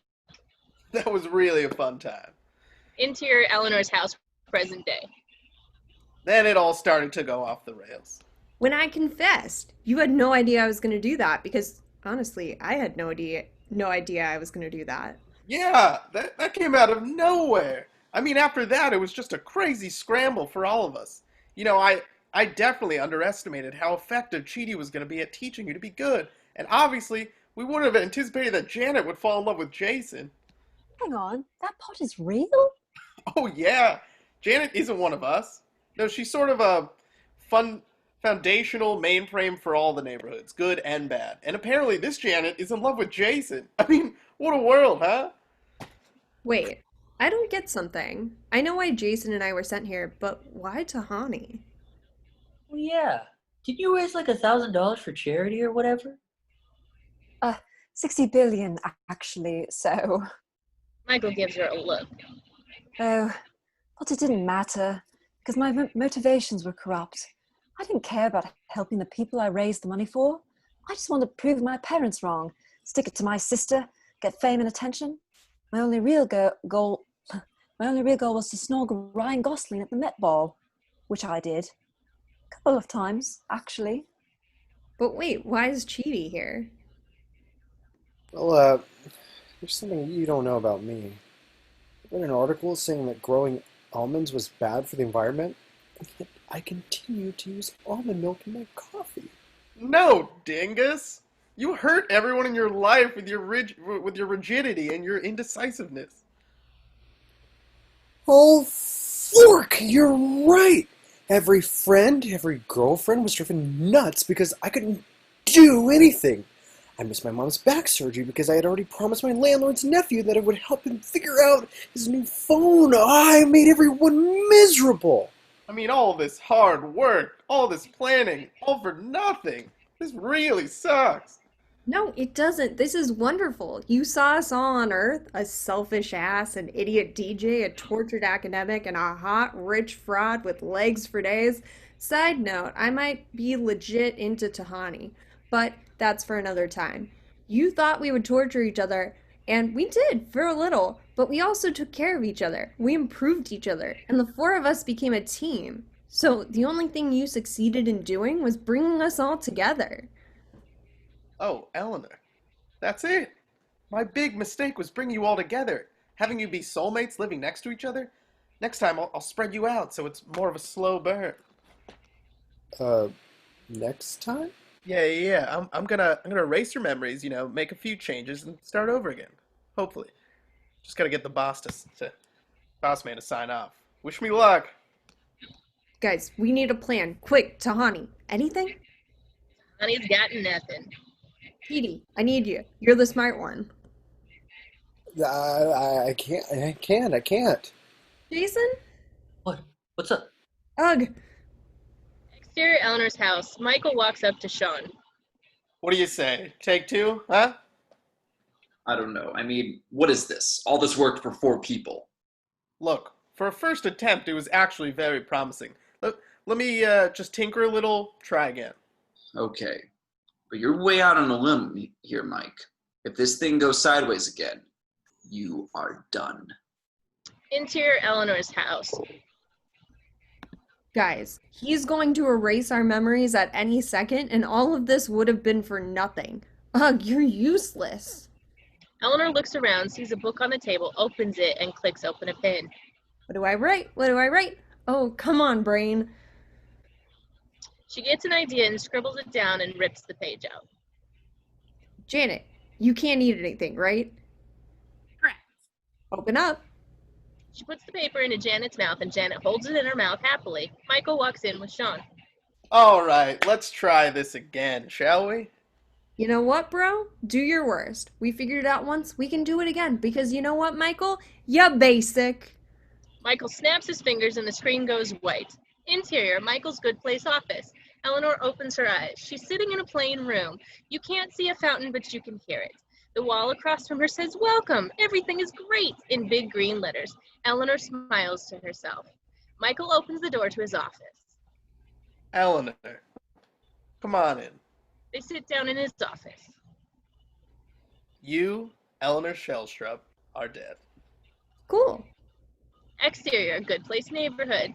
Michael walks Eleanor through the town square. There are pizza places where the Froyo places used to be. All the pizza, perfect temperature pizza, plenty of pizza, correct combination of toppings. You know that way you feel when you see a chimpanzee and a baby tiger who've just become friends? That's how you're going to feel every day. Interior, Eleanor's house. There's a knock on Eleanor's door. A hot guy walks in. Eleanor? I'm Chris Baker. I'm your soulmate. Cool. Bring it in, man. They hug and sit down on the couch. So where are you from, Chris? I'm from Tree Neck, New Jersey, and I was a mailman. Really?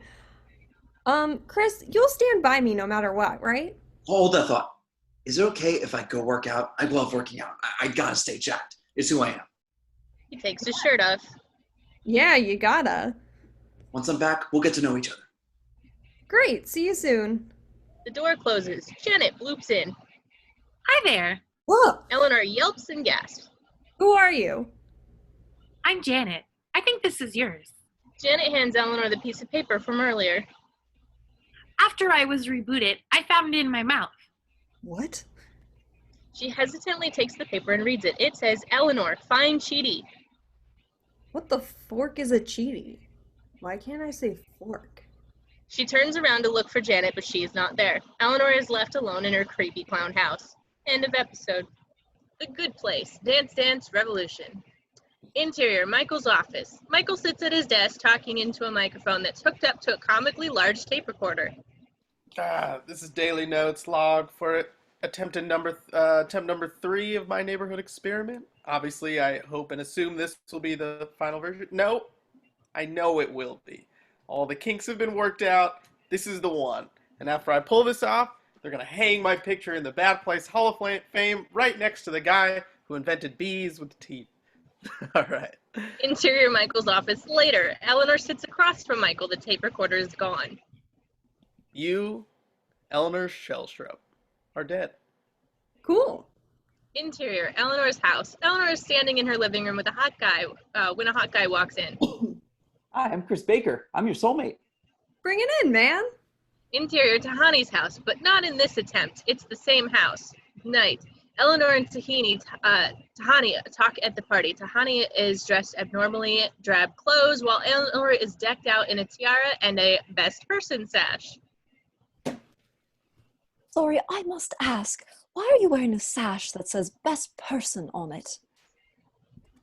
Apparently, I'm the #1 points getter in the entire neighborhood. Is that so? I always have to have my sashes custom made due to my height and bosom size. Also, apparently sashes are out this season. The diagonal line really draws one's eye to the chin bloat. Tahani walks away. Go fork yourself, you mean giraffe. Exterior, the town square next day. Giant giraffes ravage the neighborhood as glitter flies through the air. Everyone is in yellow and black striped clothing. Run! Giraffes! Giraffes! Run! People scream as Eleanor runs out into the street in her normal pajamas. Oh. Mean giraffes are destroying the neighborhood. Gah! Oh boy. Interior, Eleanor's house. Eleanor faces her living room. Hey, robot slave lady? Busty Alexa? Oh, Janet. Janet bloops in. There. Yeah, still not used to that. Hey, what if I, an already amazing person who definitely belongs here, wanted to learn how to be a good person? Is one of these nerds like a teacher or a life coach or an Instagram fitness model? Exterior, town square. Janet walks Eleanor up to Cheaty, who is sitting at a table reading. Eleanor, I'd like you to meet Cheaty Anagonye. Cheaty, this is Eleanor. Janet tells me you were a professor of some kind. Yes, I was a professor of ethics and moral philosophy, focusing on deontology. Hang on a second, Chibi. This guy's too big of a nerd. Who else you got? Interior, Eleanor's house. Michael, Eleanor, Cheaty, Tahani, and Jason stand around a huge glowing obelisk. Michael, what do we do here? I don't know. Apparently the Bad Place knows that one of you actually belongs down there with them, and they want that person to get inside the obelisk, or they're going to take all of you. I can't go. I'm too young to die. And too old to eat off the kids' menu. What a stupid age I am. I'd never survive down there. They should take Eleanor. She's a pear shape. She'd fit right in. Oh, excuse me. You wish you could have a bite of this pear. I'll go. I deserve to go. You guys can stay. Chidi, you're not going. No, I have to go. They all break down into an argument when Eleanor suddenly realizes, Holy forking shirt! You guys, don't you get it? Michael is torturing us. That's why our lives have been so miserable since the moment we got here. This isn't the good place, it's the bad place. Oh, farts. interior, Michael's office. Michael talks into his tape recorder. Okay, attempt number 11. Let's focus on the positives. Eleanor always hates her house. Tahani always hates Eleanor. Jason hates being quiet. Chidi immediately gets a stomachache. There's a lot of work we can work with here. All right. Exterior, town square. Eleanor is being introduced to Chidi by Janet again. Hang on a second, Cheeto. So it's gonna be a hard pass on Super Dork Jones over there. Anybody else you got to teach me? Interior, Eleanor's house. Eleanor, Tahani, and Jason all sit next to a pile of books where Chidi lectures them. You guys ready for our lesson? We're talking David Hume today, bundle theory of the self, baby. Sounds like a real banger, but you guys gotta scram. My soulmate has some sort of surprise planned out for me, and he seems very excited about it. Well, you two are certainly getting along very well these days. Yeah, I'm actually kind of into Sebastian lately. I mean, he's a little hokey, but he's growing on me a little bit. Interior, jazzy nightclub, night. Eleanor sits in a table in front of the stage where Sebastian is singing. His band is made up of Michael on drums, wearing a fedora and sunglasses, Janet on bass, and Vicky playing the triangle. Jazzy music plays as he starts to sing into the mic. My love, my sweet dewdrop, I have written a 3-hour spoken word jazz opera. Eleanor, less is more. Who's that bore? For you, my dewdrop cream from the crop to the top, to the bop, to the top, to the bop, to the top. Okay, no. What? No version of heaven for anyone would ever include 3 hours of this. We're in the bad place, aren't we? Damn it! That was a real trip for biscuits, and we're all wet, Daddy-O. Never even got to play my stupid triangle. Exterior beach, day. Michael approaches a giant red button that stands in front of Janet. No, Michael, please don't kill me. I have so much to live for. I'm sorry, Janet. Gotta reboot you every time I start over. Oh, I know. I'm not actually upset. It's just the automatic fail-safe mechanism that kicks in every time you approach the plunger. Go ahead. Oh, Michael, you monster!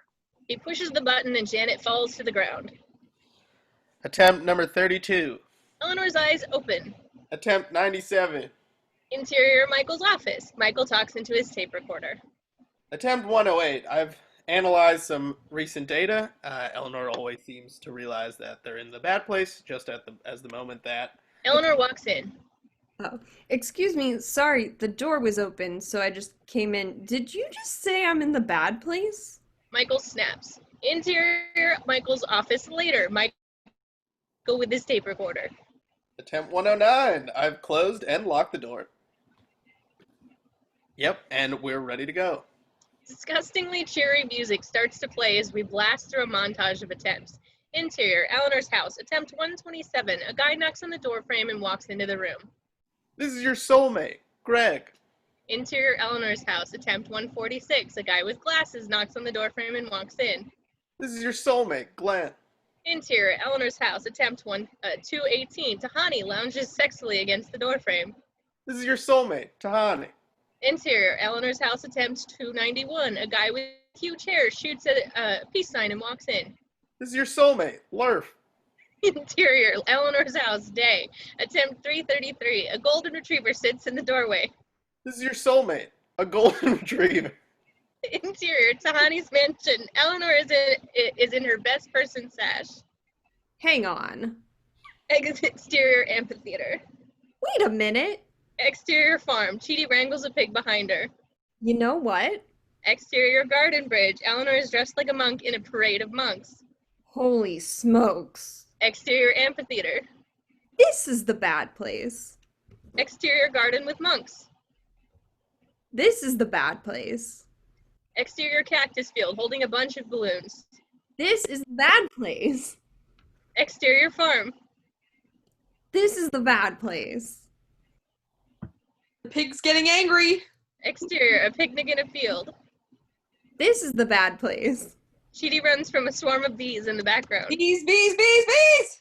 Interior, a clown factory. Eleanor, Chidi, Jason, and Tahani look through a window at a bunch of clowns traveling down a conveyor belt.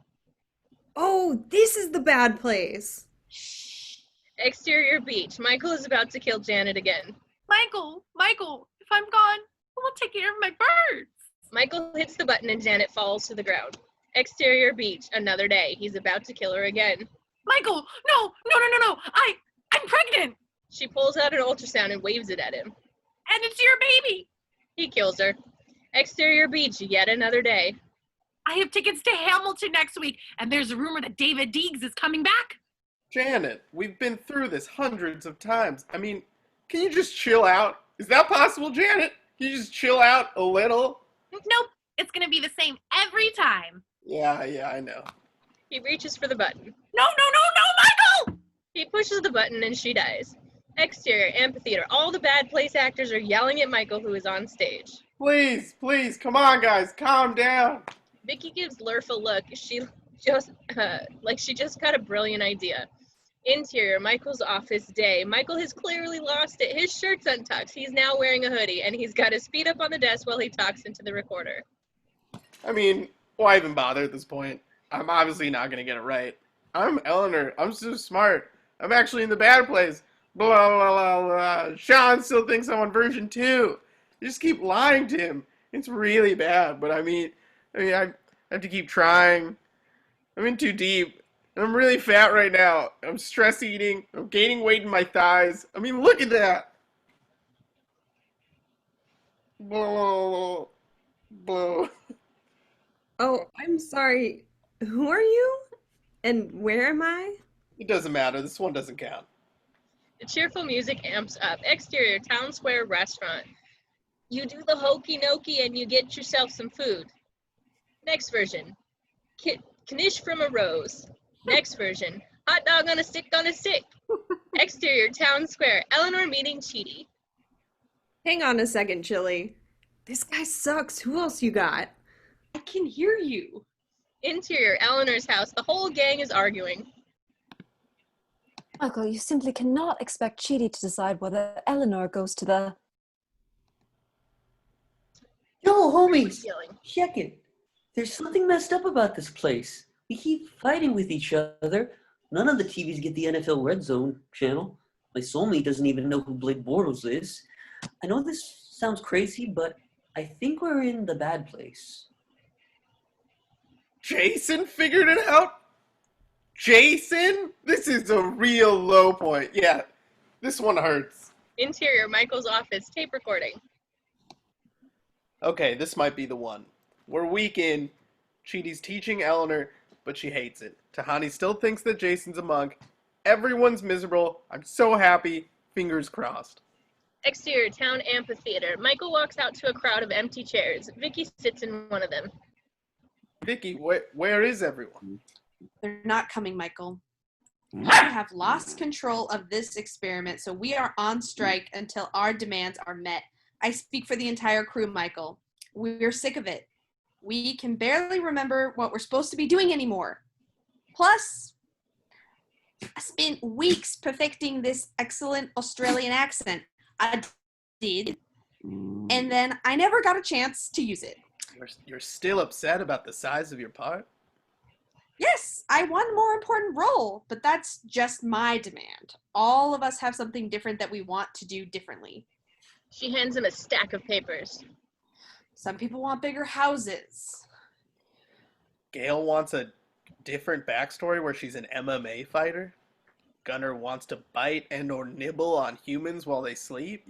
You know, Vicky, that if I were to do some of these, this would be a dead giveaway. And I can help you explain that to them. But some of these are doable, and you're going to do them. Interior, Eleanor's house. Chidi stands in front of a blackboard. So Aristotle believes your character is voluntary because You're ignoring me right now? No, sorry, I just got distracted for a second. The last thing I remember you saying is nothing. Can you start over from the beginning? Okay. I need a little break. Can we take a walk or something? Maybe get some clam chowder? Interior town square later, Chidi and Eleanor dip mugs into a clam chowder fountain. Where is everyone? Who knows? Maybe they finally figured out clam chowder is basically disgusting because it's basically a savory latte with bugs in it. Is someone smoking a cigar? They peek around a corner to see two actors ranting in an alley. Ugh, Michael really screwed this up. The regular bad pace was fine.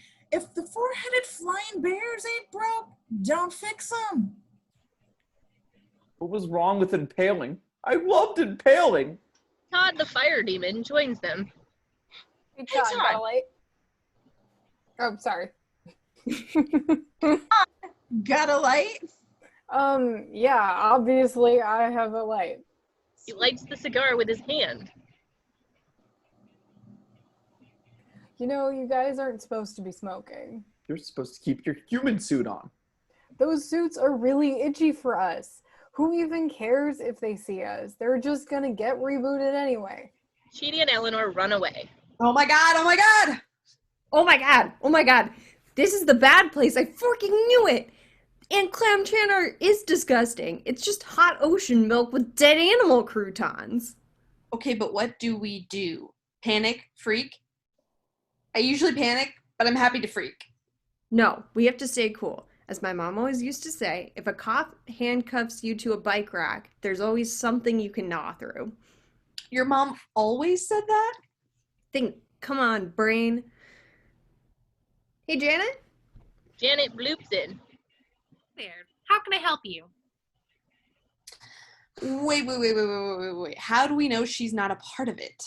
We don't, but we gotta risk it. Janet, can we, leave the neighborhood, get as far away as possible? Is there anywhere we can go? Interior train later. Chugga chugga choo choo. So we're in the bad place, and I know why. Almond milk. I knew it was bad for the environment, but I love the way it coated my tongue with that weird film. Who else is being tortured? Are we the only two? I gotta assume Jason is as well. Giannu.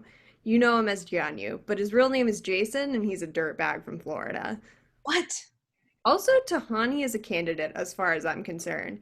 Yesterday, she told me she was Taylor Swift's best friend, but Taylor Swift wasn't her best friend. She sucks.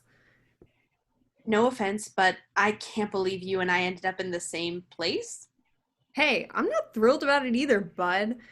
I always assumed the afterlife was full of cool people and talking sweater vests. We're here. Our train's neat. Choo-choo! Exterior, Mindy St. Clair's front porch later. Eleanor knocks on the door. Hi, you gotta help us. I'm Eleanor. This is Chidi. And we thought we were in the good place, but it turns out... Yeah, guys, I know. You've been here 100 times already. What? Did you bring in the cocaine I asked for? Please tell me somehow you remembered this time. Mama needs her medicine. We've met before? Mindy sobs softly. Get it. I know. Interior, Michael's office. Vicky, let's look at the big picture here. Now, if you all can just stick with my plan and we pull it off, we'll be heroes.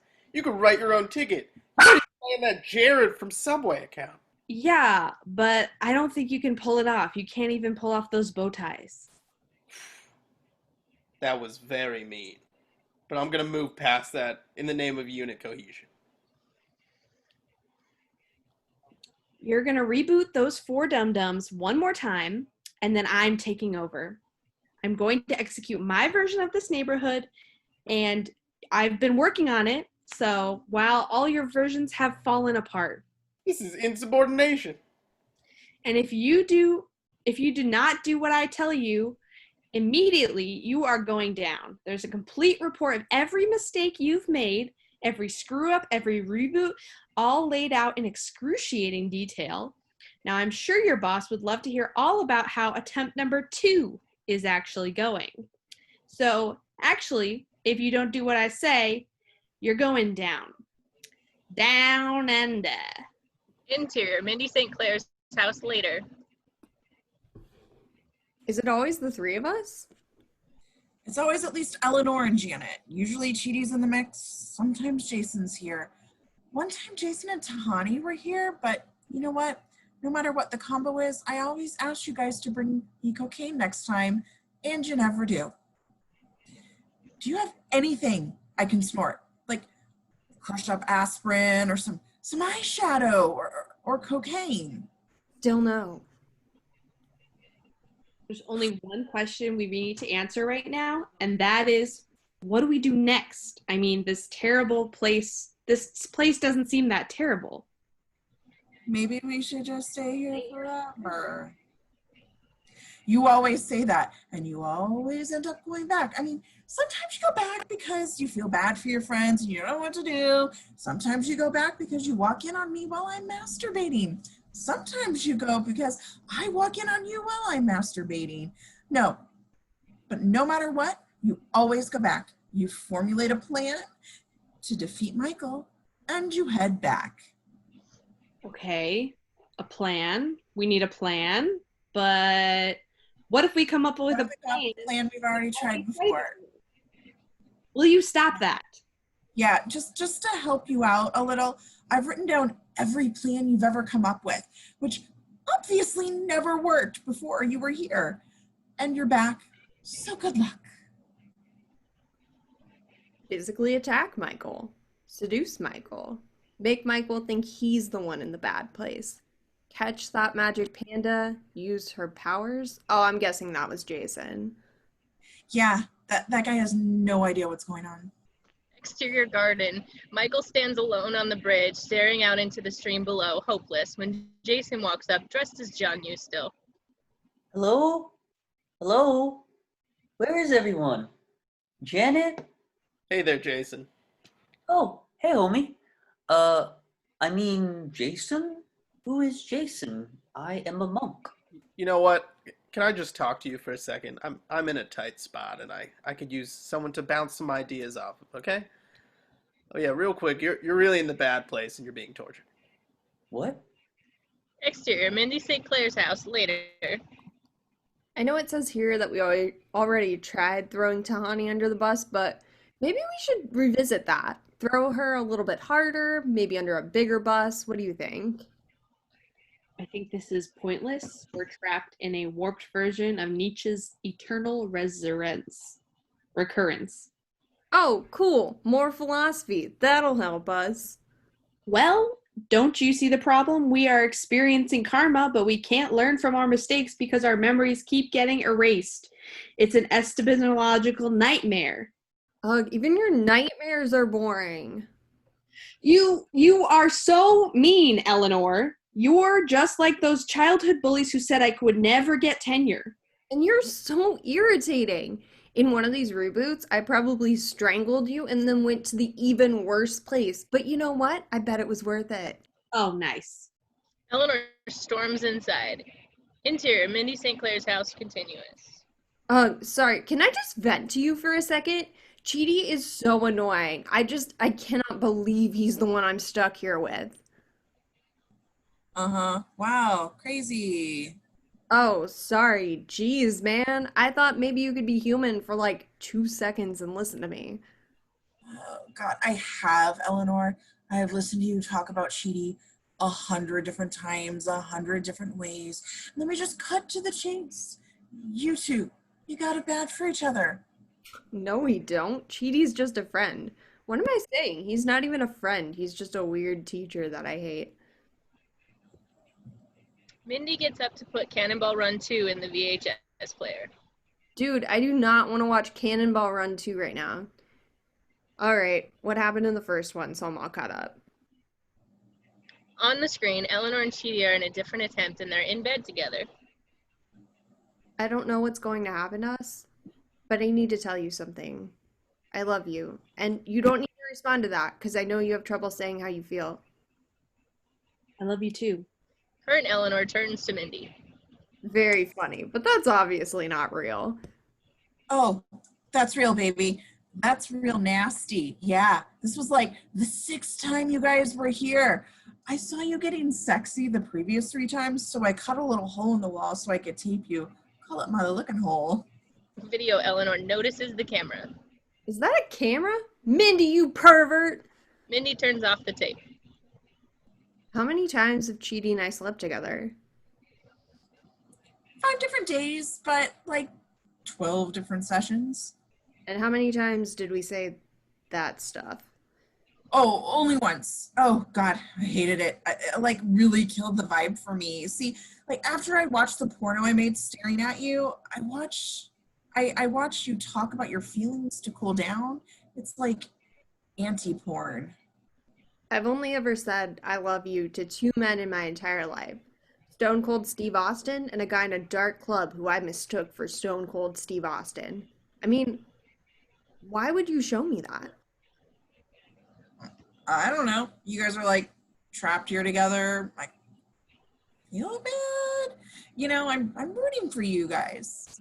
No, there is no us guys. We basically just met each other. No, Eleanor, you guys have known each other a really long time. Also, it doesn't matter if I told you that or not, because when Michael finds out he's failed you again, he's just going to reboot you. Chidi, Janet, we're leaving. She picks up the tape. I'm taking this with me. Oh no, it's my only copy. Don't. Exterior garden bridge. Michael is still talking to Jason. How did it come to this? I was just trying to do something innovative and different that would improve the way we make humans' lives miserable for eternity. Well, Shut up. What are my options? Do I have any? I mean, I can't go along with her plan. It'll be a spectacular failure. But I can't ignore her or she'll rat me out to shop. I'm trapped. you're saying a lot of words right now, and I only know some of them, like Rat and Jason. But I know a little wisdom I can give you. I know everything that happened in your life, and it was all stupid. So I highly doubt that. I was a member of a 12-person dance crew in Jacksonville. We were called Dance Dance Resolution. We resolved to dance. One day, Donkey Doug and I got into a fight because I framed his girlfriend for a boogie board theft. So he started a new dance crew called #DougLife. And I immediately challenged us to a dance-off. He said, meet us at the inside of the abandoned orange juice factory at midnight.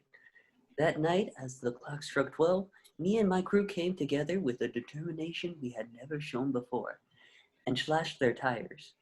It was dope. The End by Jason Mendoza. You know that inane story actually contains a bit of good advice. Thank you, Jason. You got it, homie. I give good advice. Guess that's why I'm in the good place. Eleanor, Chidi, and Janet approach. Oh, there you guys are. No, stop. No more lies. Jason, get over here. That's right. We know his name is Jason, not Jianyu. We know everything. I don't understand that much of it. But yeah, I know it. Your sick torture plan is not working, okay? Because we keep figuring it out. Your little puzzle. We're winning, which means you're losing. So you have 2 choices here, buddy. Keep failing over and over, or realize that we're actually the ones with the power here. Yeah, no, we're on the same page. What? I want to team up with you guys. What? Why? You do what? I'm in a bit of a bind and I could use some backup. Or as Jason put it, I need a new dance crew. So what do you say? New best friends? Stop it. End of episode. The good place. The trolley problem. Interior, Eleanor's house. Chidi stands in front of a blackboard. This is an exciting day. We are going to tackle the trolley problem. Is this a game? I go first. I call blue. There's no this is a thought experiment first introduced by British philosopher Philippa Foot. You are driving a trolley when the brakes fail, and on the track ahead of you are 5 workmen that you will run over. Now you can steer another track, but on that track is 1 person you would kill instead of the 5. What do you do? Do we know anything about these people? Like, is one of them an ex-boyfriend or that snooty girl from Rite Aid who was always silently judging my purchases? It's like, yeah, Chicky, a Baby Ruth and birth control. I see the irony. Keep us swiping. Don't know any of the workers. Okay, well, then that's easy. I switch tracks, kill one person instead of 5. This is hard because the only trolley I've ever been on is James Franco's ironic trolley. It travels backwards from his penguin grotto to his garage of adult tricycles. Kill 1, save 5. Good, but there's a lot of other versions of this. Like, what if you knew one of the people? Does that change your decision? Or what if you were not the driver, you're a bystander? Or let's just throw the trolley out altogether. Let's say you're a doctor and you can save 5 patients, but you have to kill one healthy person to use his organs to do it. That's not the same thing. Why not? Still choosing 5 to kill one person to save 5, isn't it? Michael, you've been kind of quiet. What do you think of all this? Oh, well, obviously the dilemma is clear. How do you kill all 6 people? So if Also a detailed sketch. So if you dangle a sharp blade out of the window to slice the neck of the guy on the other track, as we smush our 5 guys. They stare at him in shock. Ooh, oh, I did that thing again, didn't I? Yep. 10 more, buddy. He flips around the blackboard to reveal people equal good, written over and over again. Michael walks up to the board and starts writing. People good. People good. Why is that so hard to remember? People... What is it? Good. Good. Eleanor's house later. Cool, later, guys. Oh, hey, twerps. We have an hour before we have to pretend to be tortured by Vicky. You want to hang out? We could work on our forced grins. Check out mine. This place is miserable, etc. That sounds fun. Right? But I was going to dive into next week's reading, I'm afraid. Sorry, Jason, do you care to join? Sure, dog. You're doing extra credit work? What can I say? This class is more fun than I thought. Interior Tahani's bedroom later. Jason and Tahani are snuggling in bed together. Eleanor seemed a little suspicious earlier, snooping around. You didn't tell her about us, did you? No. Why are you so scared that someone would know we're pounding it out? Precisely because you refer to lovemaking as pounding it out. Who cares about what other people might think about us being together? Maybe you should talk about this with a friend. But then that person would know we were together. Right. Then you could talk about why it is that you don't want anyone to know we're together. But then that person would know, and I don't want anyone to know. I know. I'm saying you should talk to someone about how weird it is that you don't want to talk to someone about how we're together. Interior Eleanor's house. Eleanor and Chidi are alone in the makeshift classroom. There are books all over her kitchen island. How's it going, Teach? Kitchen looks nice and crazy. I've been racking my brain trying to find out a way to get through to Michael. What do you think about writing a rap musical about Kierkegaard? I think that's a terrible idea. Cool. He throws a bunch of papers in the trash. Michael's not going to learn how to be a good person overnight. He's not even a person. He's just a bunch of evil shoved up the butt of an evil mannequin, you know? Teaching him to be good, it's like teaching me how to not be hot. How would you even do it? You would have me like hunch or something and then stand there and then go gurp, gurp, gurp. I don't know. I can't even picture it because I've been hot my whole life. I'm sorry, who is this conversation for again? It's for you. I believe in you, nerd boy. If you can teach me and Jason ethics, you can teach anything. Anybody. Thanks. But definitely a no on the rap musical? I mean, if we really... My name is Kierkegaard and my writing is impeccable. Check out my teleological suspension of the ethical. No. No. Right. No. It felt like a no when I was doing it. Interior Tahani's mansion. Tahani faces in the living room. Janet? Hi there. If I were to tell you something personal about myself, you couldn't tell anyone about it, right? Right. So, in a way, you're sort of like a therapist. Absolutely not. A therapist is a trained medical professional with the ability to absorb and process complex ideas about human emotion. I am simply a vessel containing all of the knowledge in the universe. Close enough.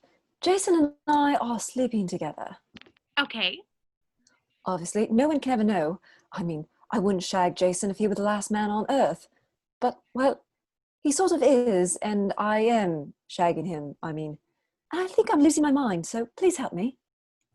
Well, my job is to make your experience here in the afterlife more enjoyable. So I will try to help you.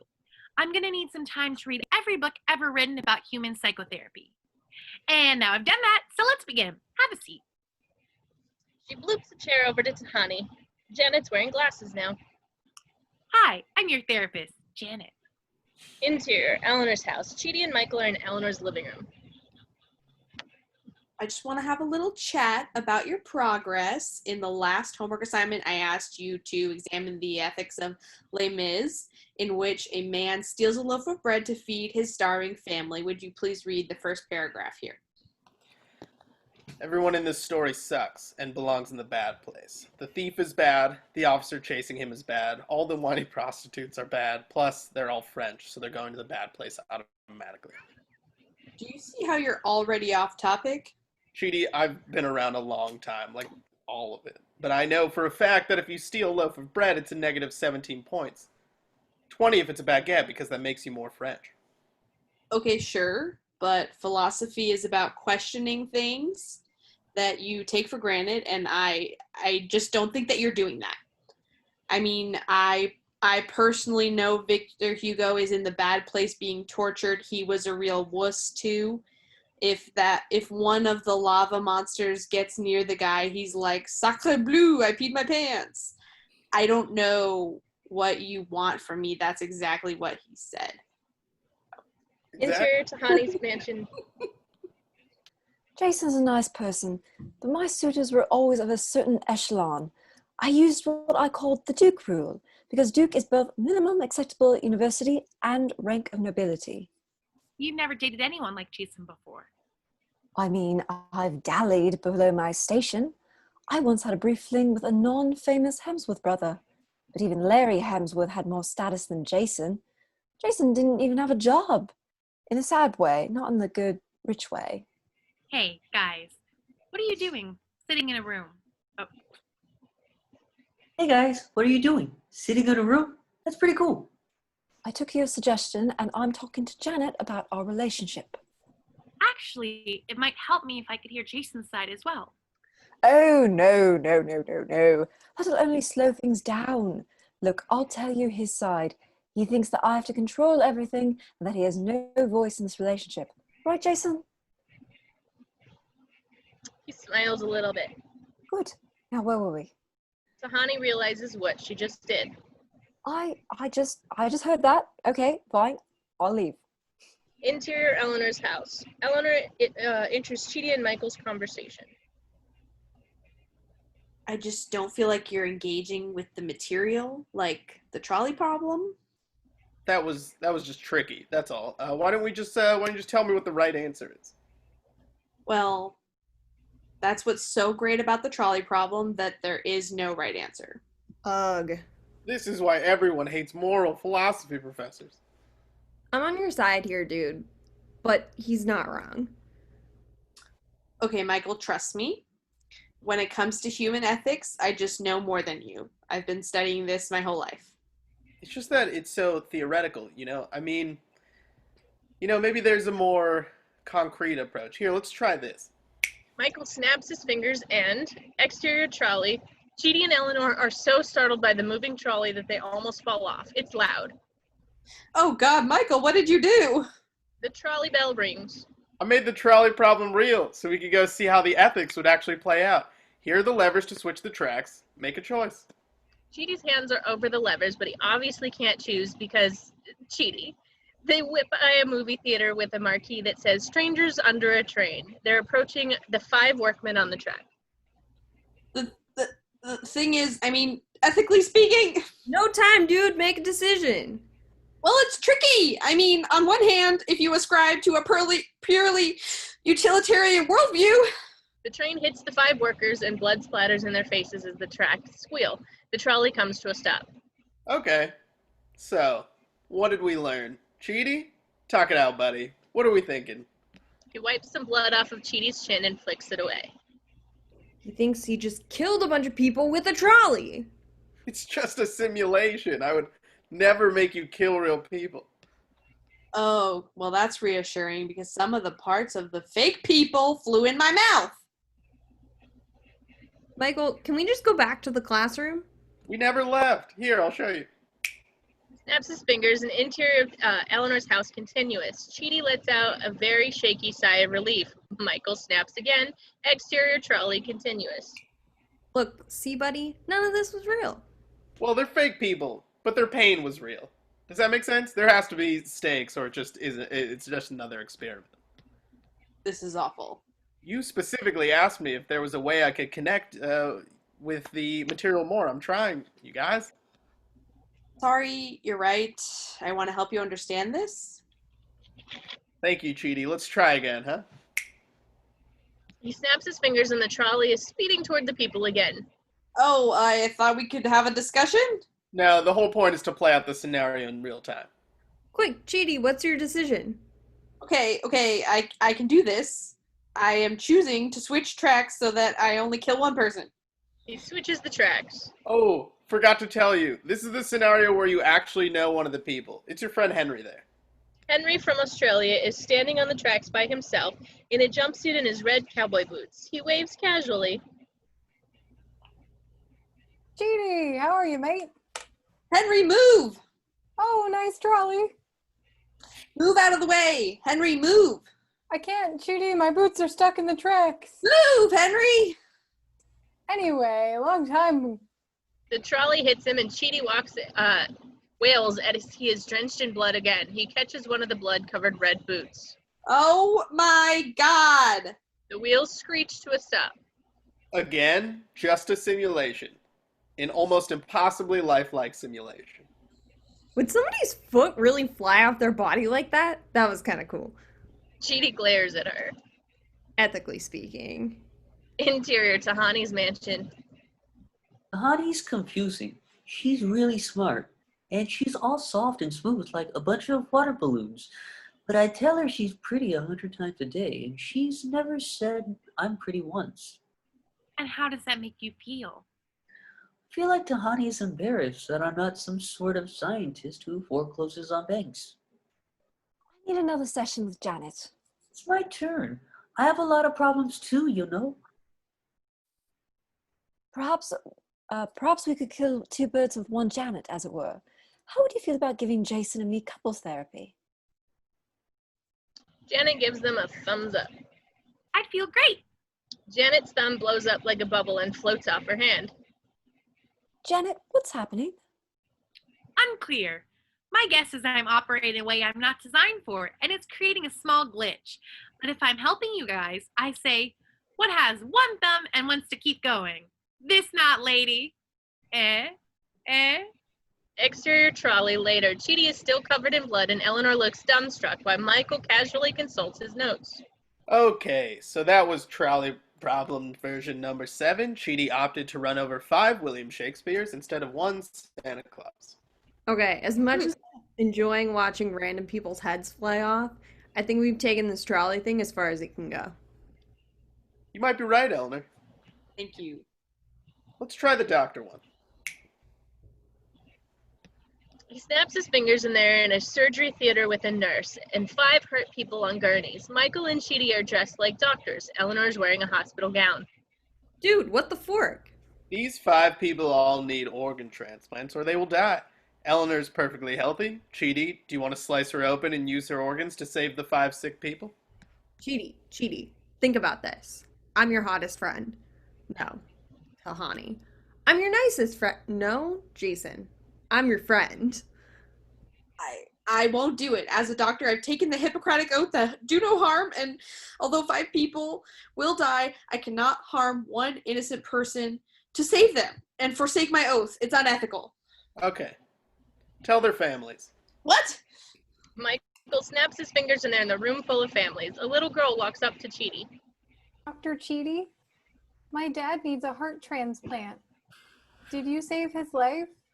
He was working, then a really bad man ran him over with a trolley. Oh, come on! What? I'm finding this incredibly helpful. I think I'm starting to get it. Oh, I know. We'll do the one where you're in a boat next to a volcano and you can either save 50 people or one awesome dog or whatever. No. Michael's about to snap his fingers when Eleanor grabs his arm. Hey, are you torturing us again? What?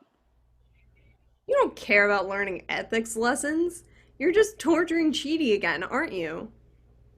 Busted. What? I'm sorry. I'm sorry. Old habits die hard. Not as hard as those people you crushed with a trolley though. Boom! This is funny to you? Yeah, I thought that was clear from my laughter. Oh, come on! My bad. Look, I'm still on your team, okay? I just needed to let off some steam. Phew. Snaps his fingers and they're back to interior Eleanor's house continuous. See? Back home, all good. No, not all good. You keep saying that we need you or we'll end up getting tortured forever, but then when we do help you, we still end up getting tortured. I'd rather just be tortured than choose it. You are no longer welcome in my class. Get the fork out. But I said my bad. Out! Interior Eleanor's house. Chidi is staring at a book. You okay? You've been staring at the second page of that book for an hour. When I'm really upset, concentrating on a table of contents helps me calm down. It's like a menu, but the food is words. Oh, okay. I can't believe I actually thought he wanted to learn from us. What he really wanted to do was torture us using the thing that I love the most in the world. Woven belts? Oh, teaching, right. I'm sorry about this, Chidi. I made him take the classes, and I feel a little responsible. Oh no, it's not your fault. Yeah, you're right. It isn't. And no takebacks. No, a tiger can't change his stripes. This is what he always wanted. Me trying desperately to teach him something that he never intended to learn, so I'd end up miserable with my glasses all smudged up from sweaty forehead stress grease. Okay, gross. Also, I really don't think that's true. Oh no? What possible other reason could he have to behave this way? Actually, I can think of one. Eleanor gets up and leaves. Interior Tahani's mansion. Yesterday, Tahani gave us her reasons not to take this relationship public. Tahani, what do you value about Jason? Well, he's thoughtful. He picks flowers and brings them to me. Often they're the ones I've just planted, but That's how I know they fresh. he's the least self-aware person I've ever met. He has massive amounts of unearned confidence and is utterly unaware of his own absurdity. Therefore, quite good at sex. Here's the thing. I'm nice to you, and you're mean to me. There's something wrong about that, but I can't quite put my finger on what it is. Oh, Jason, I genuinely like you. It's hard to change all at once. Can you give me a little more time? Okay, I agree to keep this on the DL for now. If you agree to grab my butt in public once a week, you can say I sat in gum and that you're trying to scrape it off. You do sit in a lot of gum. Aw, I'm happy for you guys. Janet gags and then spits out a frog. She holds it in her hands and they all stare at it. Huh. Interior Michael's office. Look, I don't know what to tell you. If Chidi can't take a joke, that's on him. Just like all that blood was. He laughs and holds his hand up for a high five. I can't high five that, no matter how badly I want to. Look, this isn't about Chidi not being able to take a joke. This is about you. You're doing what I used to do. You're pulling an Eleanor. Posting my cousin's credit card number on Reddit because she said I looked tired. Yet I did that. No. No, pulling an Eleanor in this case is lashing out when you feel like a failure. You couldn't hack the classes. They made you feel dumb and small, so you took it out on the teacher.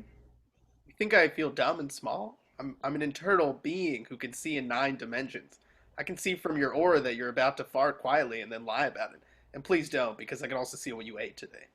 Dude, you can bluster and insult all you want. Also, classic Shellstrop moves, by the way. But deep down, you know I'm right. Whatever. Eventually, Cheaty will get over it. Ah, leaving it up to the other person to be the grown-up. Yet another classic Shellstrop move. You and I are very similar. What does that say about me? Look, bro, it's 100% on you to make this up to him. Interior Eleanor's house later. The whole gang is gathered for Michael's apology. I screwed up. I'm owning it. I mean, I'm a superior being. I ought to act like one, right? So I really thought about each one of you, and I got you something that will make you happy. I call them opposite tortures. You mean presents? Yes, that's better. Thank you, Tahani. Here's yours. There's a bloop and Janet presents her with a fancy box. Is this a diamond? Yeah, honestly, I don't get the appeal. Diamonds are literally carbon molecules lined up in the most boring way. They're worthless space garbage. What you're holding right now, it's basically meteorite poop. And I have the biggest piece. Eleanor, I had Janet make you a never-ending shrimp dispensary. Eleanor gapes as Janet bloops in the soda machine that dispenses shrimp. Oh, this is the dream. It is? Yeah. Jason, here you go. Janet bloops him a Pikachu balloon. Pikachu! Guys, it's Pikachu! This is awesome! He runs over and grabs the balloon to hug it. It pops immediately. Oh, man. And finally, Cheaty, you were a tough nut to crack, but I think I figured it out. Janet bloops a dirty old notebook. Michael takes it. This is a replica of a lost notebook from the desk of Immanuel Kant. It contains never-before-seen thoughts and musings and several crude erotic doodles. Interesting guy, actually. The point is, no one on Earth has ever seen this, except for you. Cheaty throws the book in a trash bin. Cool. This isn't an apology. It's a bribe, and I'm not interested. Yeah, we can't be bought. What do you mean? What do you want from me, man? You want me to give you a golden nameplate for your office? Or do you want a diamond bigger than Tahani's? No, then this would be worthless. I don't want anything. Oh, okay. I get it. You want me to admit that I was wrong. You want me to say, oh, Cheaty, I'm so sorry because I didn't understand human ethics and you did it you do it made me feel insecure and I lashed out and oh, please help me because I feel so lost and vulnerable. Yes. Oh, Cheaty. I'm so sorry. I didn't understand human ethics and you do and it made me feel insecure and I lashed out and I really need your help because I feel so lost and vulnerable. Have a seat. Michael sniffs and sits down. Woohoo! Nobody try mystery flavor. It's white chocolate and it's nasty. She takes another bite of it. Interior Tahani's mansion 1 month later. Listen, we just want to thank you for all your help. Our relationship has grown so much stronger over the past few weeks, and we owe it all to you. Congratulations. I'm very happy for the both of you. An earthquake starts. Okay. Bye. She flings herself away right as the chandelier starts rattling. Interior, Michael's office, continuous. Michael's in the middle of the earthquake as well when Janet bloops into his office. Hi there. What's happening? What's wrong? I am wrong. I can't stop glitching. I don't know why. It's getting worse. I fear this neighborhood is in danger of total collapse. So that's the main thing. How are you? End of episode. And we're going. The Good Place, Derek. Previously on The Good Place, interior, Michael's office, day. Janet and Derek are standing in front of Michael. Go back to the void, babe. I'll be there in a minute. Okay. I'll miss you like crazy. I'll miss you more. No, I'll miss you more. He bloops away. That's my first time making someone. So he might be a little bit off. Janet, you can't just go around inventing people. Get rid of him immediately. No. Eleanor told me to find a rebound guy. I couldn't find one, so I made one. He's helping me forget about Jason. Loop, Derek appears. Oh, Jason. Honey, Derek Jason, holds up a Jason, sign Jason, that Jason, says, Jason, "Help, I Jason, can't Jason, stop Jason, saying Jason, Jason, Jason." babe, don't be jealous. I love you now. Oh, And we are going to spend every second together.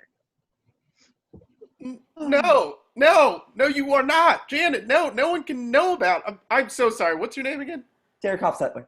If anyone finds out about him, we are doomed. He has to stay in your void. It's our boy now. We moved in together. What? Can you believe it? I got my own hanger for my jumpsuit. Already? I mean, that's so fast. Well, when you know, you know. And we know literally everything. We are so in sync. We're finishing each other's. Dick! Interior, Tahani's mansion. Tahani and Jason are watching a movie, which, from the look on Tahani's face, is a horror movie. Hey, guys. Michael, you frightened me. Jason's making me watch this horror film about two ex-convicts who try to rob and murder a neglected child. Pan out to show that they're watching Home Alone. Hey, I've got some great news. I've arranged for you to have a weekend getaway. I bet you're tired of being cooped up in this house, aren't you? I am a bit, actually. All this time indoors has degraded my skin from radiant to merely dewy. Me? Dewy? Well, there's going to be plenty of sun and fun at the private campsite that I set up for you at the edge of the neighborhood. He hands them a Jaguar's duffel bag. Here you go. I told Vicky that I'll be torturing you for the time being, so just relax, live it up. He leads them out to the foyer. Out you go, here. Now, sadly, Janet is still offline, so you can't call her, okay? The best news is that none of this is suspicious. Interior, Eleanor's house. Eleanor is rewatching the tape of her and Chidi in bed together. I don't know what's going to happen to us, but I need to tell you something. I love you. Chidi comes in and she rushes to turn it off. What are you watching? Cannonball Run 2? Again? You watch that movie a lot. Well, it's basically my favorite movie of all time, but you can never watch it. This copy's mine. Uh-oh, I guess I'm still pretty selfish. Help, I need another ethics lesson, quick. Very weird energy coming off of you right now. Michael enters. Hey guys, what you doing? Nothing. Great. So, Chidi, I just wanted to double check. How do ethical philosophers feel about murder? It's frowned upon. Okay, what if the reason you want to murder someone is to make your life easier? That's okay, right? Is there a problem here, bud? Okay, I'll just tell you. No, it's too hard to explain. I'll show you. Janet? Loop, Janet and Derek appear. Hi there. Hey there. Who the fork is that? Derek Hofstetler, PI. Derek is my rebound guy. I made him. Oh, did you do that because of what I said? Yes, because of what you said. Janet. Thank you, Eleanor. Thank you, Eleanor. You know, you seem so sad. Do you want me to make you a boyfriend too? I can have a brother, yes! Based on your last 10,000 comments, it would be Stone Cold Stephen Austin's head on Tahani's body. Or vice versa. She's not gonna make you anything. Janet, that'll be all. Okay, goodbye. Say goodbye, Derek. Good, Bob. I hope we see someplace very now. His brain is wrong. Both laugh and bloop away. Exterior garden, Jason and Tahani are playing croquet. Now, the goal is to tap the ball hard enough that it goes through the wicket, but not so hard that it goes too far through. It combines both aspects of British sport, whimsy and restraint. Jason taps the ball with his mallet. It does not make it through the wicket. Oh, so restrained. I believe it was Prime Minister Neville Chamberlain who called croquet barely a game. It's kind of fun, I guess. But can I teach you a different game? Exterior garden later, Jason sets a croquet ball inside of the champagne flute on the ground. He backs up to get a head start with the mallet. In this one, you just whack it as hard as you can, whatever direction you want. He runs up to the wall and whacks it. Jaguars rule! The glass shatters and the ball sails over the trees. Tahani walks up and repeats what he did, but in a more restrained way. The Jaguars look very good. Oh. The glass shatters and she watches her ball go over the trees. Whoa, nice. Exterior garden later, Tahani puts a finishing touch on the champagne flute pyramid and then backs up to where Jason is standing with a mallet. He whacks the ball and shatters the pyramid. Thor! Well done. Interior, Eleanor's house. Eleanor, Michael, and Chidi sit on the couch deep in thought. Okay, here's where I am on this. We gotta kill Derek. Chidi starts to protest. No, think about it. What if Vicky calls for Janet and Derek shows up too? She's gotta have a lot of questions that we can't answer. But Derek does seem to be helping Janet get over Jason, right? No earthquakes since he showed up. If we get rid of Derek, then maybe Janet will start glitching again. Okay, if we can't kill Derek, then we've got to break up Jason and Tahani. If that relationship ends, then Janet won't feel sad anymore, and maybe she'll get rid of Derek herself. Girl, you a messy bench who loves drama, and I'm into it. High fives, Michael. Who is definitely paying attention, right? I'm sorry, Michael, but that's also ethically kind of dicey.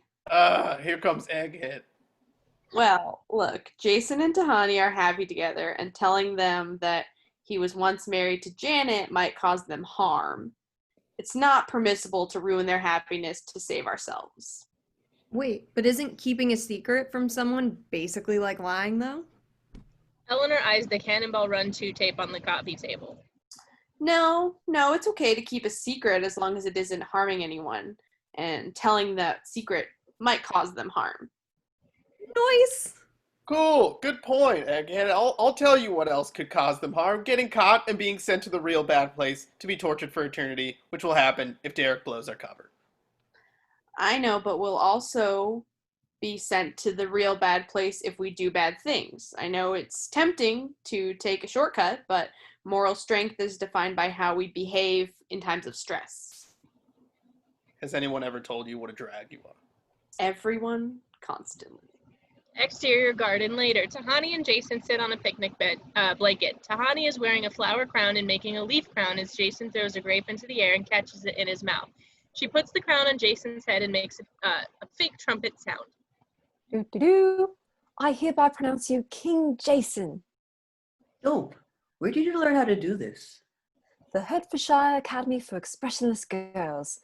It was a finishing school I attended before Oxford, and then, of course, the Sorbonne. Do you know what? I don't think I ever asked you where you're educated. I went to Leonard Skinner High School in Northeast Jacksonville, which was really just a bunch of tugboats tied together. Did you get seasick? No, sorry, they were tied together in a junkyard. It wasn't a very good school. For most of my classes, we just sold dirty magazines door to door. You know, Jason, every single detail about your life is deeply disturbing, and yet I envy you. I was never allowed to goof off. Never even had a friend I could just be myself around. Maybe I can be that friend.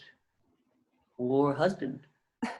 Okay, stop it. No, I'm serious. Will you marry me? Tahani really genuinely thinks about this. Interior, Eleanor's house. I say we just let sleeping dogs lie. Tell Janet that Derek can stay, but she's got to keep him under wraps so that none of the other demons find out. Fine. As long as they fly under the radar and then Janet stays happy, I think we'll be safe. Janet? Look, Janet and Derek appear, already mid-argument. How could you do this? Because you don't respect me, and you will never have, because to you, I'll always be that guy you made. Guys, what's going on? Okay, can we not do this in front of my friends? Oh, so you're friends now. I'm stating a fact. They are your friends. I don't know these people. I'm out of here. Oh, great, Derek. I'm going back to our void, and I'm going to try to forget this ever happened. It is not your void, it's my void. I know it's a boundless, barren nothingness, but you were always there. Fine, I'll go somewhere else. Fine.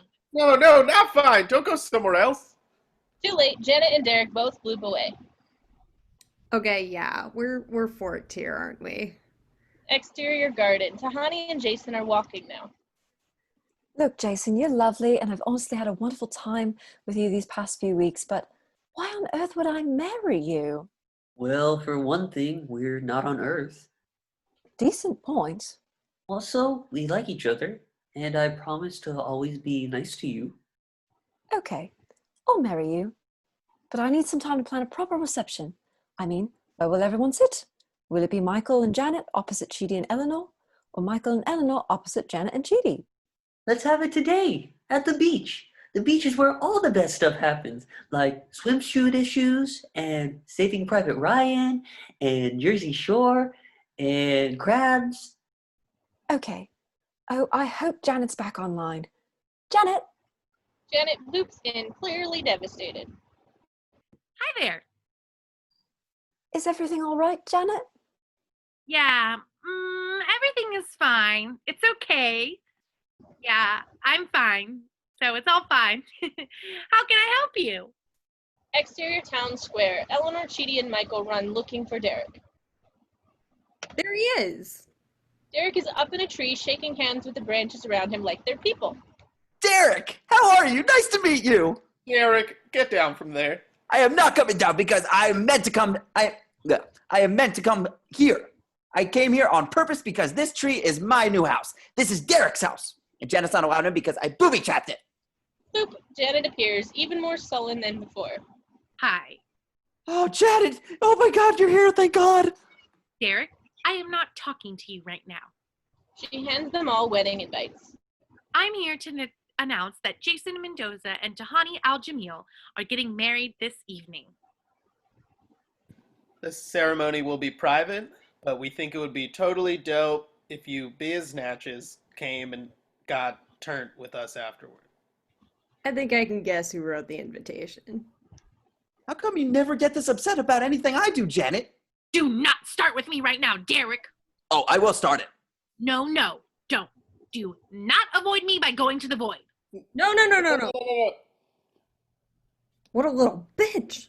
Things are falling apart here. Chidi, I understand the ethics involved, but we need to stop that wedding. We break up Jason and Tahani, Janet stops being sad, Derek goes away. Fine, but Michael and Eleanor. Sorry, go ahead. there is something in the doctrine of there's something called the doctrine of double effect. In order to remain ethical, you can't just go into this with the intention of killing Derek. Your only goal has to be to spare Jason and Tahani from future pain by filling them in on Jason's past. No, I got you. So it's like, ethically, we should tell Jason that he used to be married to Janet, and it sure would be terrible if that ultimately led to Derek's death. Wink. No, the winking is bad. You should not be winking or saying the word wink. Okay, we really need to kill any suspicion that I want to murder Derek. Boom! He runs away. Eleanor goes up to Chidi and winks. Wink! She follows Michael. Exterior beach. Jason and Tahani stand in front of an altar where Janet is officiating their wedding.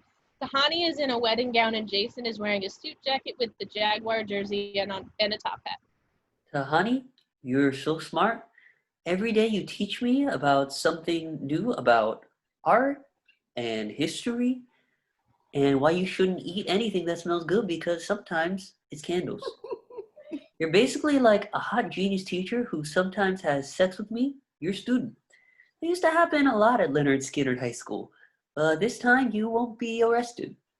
Oh, I love you, Tahani. He drops the paper that his vows are written on like a mic drop and then imitates shooting the air with finger guns. Pew, pew, pew. Jason, I'd never guessed we would be where we are today. Me, a prominent British philanthropist with award-winning legs, set to marry you, a swamp dweller who once asked me if the presidents on Mount Rushmore have butts on the other side. We don't make any sense together, and yet, when I'm with you, I can really let my hair down, metaphorically speaking, of course, because I'd never have it up in the first place. I'm not a factory worker, but you've helped me to see that there is more to life than just appearances, and I can't believe I'm about to say this, but I think I love... Wait! Stop! Stop the ceremony! Michael, Eleanor, and Chidi come running up to the altar. This wedding cannot happen. This is not helpful, but I've always wanted to be a part of a wedding that was stopped dramatically. Can't get married? Why not? Because, hang on a second. I can't do it. Professor Buzzkill got in my head. I'm just thinking about all the rules I have to follow to stay ethical. Someone else has to go do this. I can't, no. All right. I hate to be the bearer of bad news. I think you mean Bad News Bears? Before all the reboots, Jason was married to Janet, okay? That's why Janet's been glitching, because she's sad because she misses Jason. In fact, she was so sad, well, Derek, Derek loops in and starts walking towards them. Well, well, well. Jason Mendoza. At last we meet. Got a lot of nerve, buddy. He charges at Eleanor. no, I'm Eleanor, man. She turns him around to face everyone. Everybody, this is Derek. Janet made Derek as a boyfriend to try and rebound from Jason. Oh, I feel quite lightheaded. Janet, fetch my tizzy couch, please. A fancy couch loops up behind Tahani and she faints dramatically. Later, Janet and Derek both stand behind their kill buttons. Derek's is crudely constructed and has an antenna.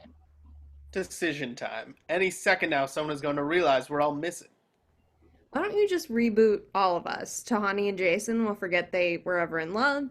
It was just a fluky thing. It probably won't happen again. And Chidi and I can forget anything we want to forget. Just like personal bloopers that were embarrassing or days we were very gassy, etc. And then we'll meet back in your office and you bring us up to speed and we go from there. No.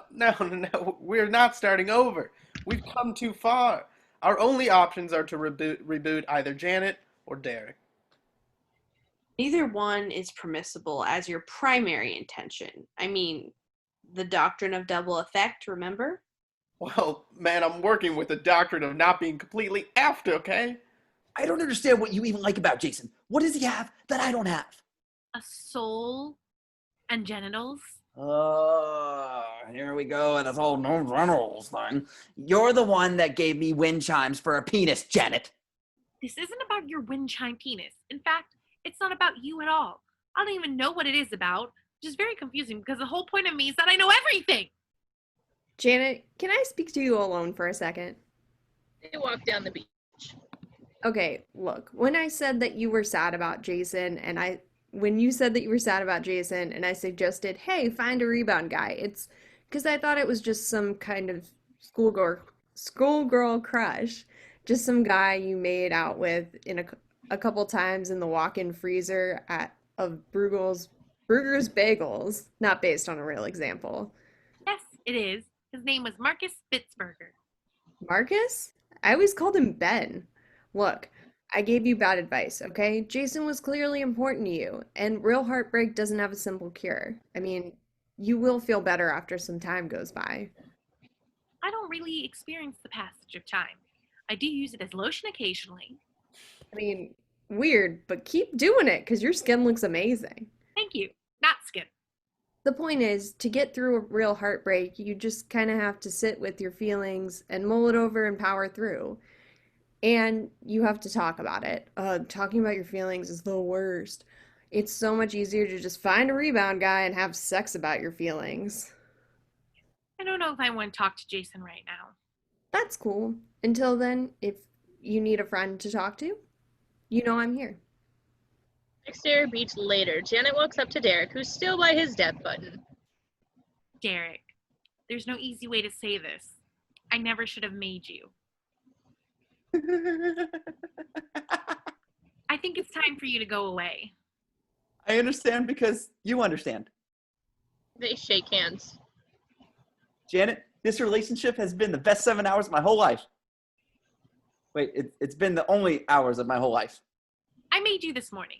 We all remember. Okay, ready to do this? Yep.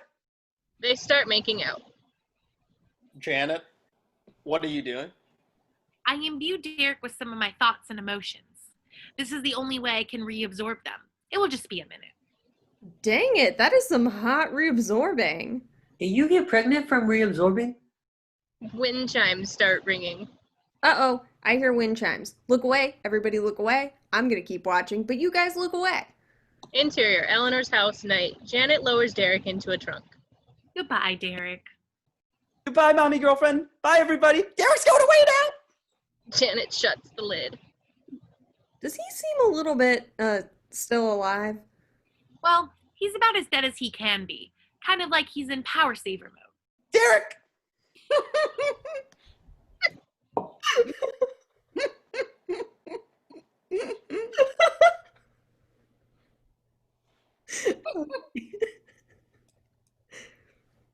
Oh, there's more. Are you worried you might start glitching again?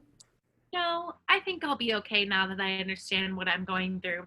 And now that I know I can talk to my friends about it. Okay, I'm going to toss this steamer trunk containing the lifeless husk of my ex-boyfriend into a remote corner of my limitless void. Bye, guys. Derek! They're here at Tahani's mansion night. Tahani and Jason are in bed together. I'm kind of glad we didn't get married today. Me too. Perhaps we're rushing things a bit.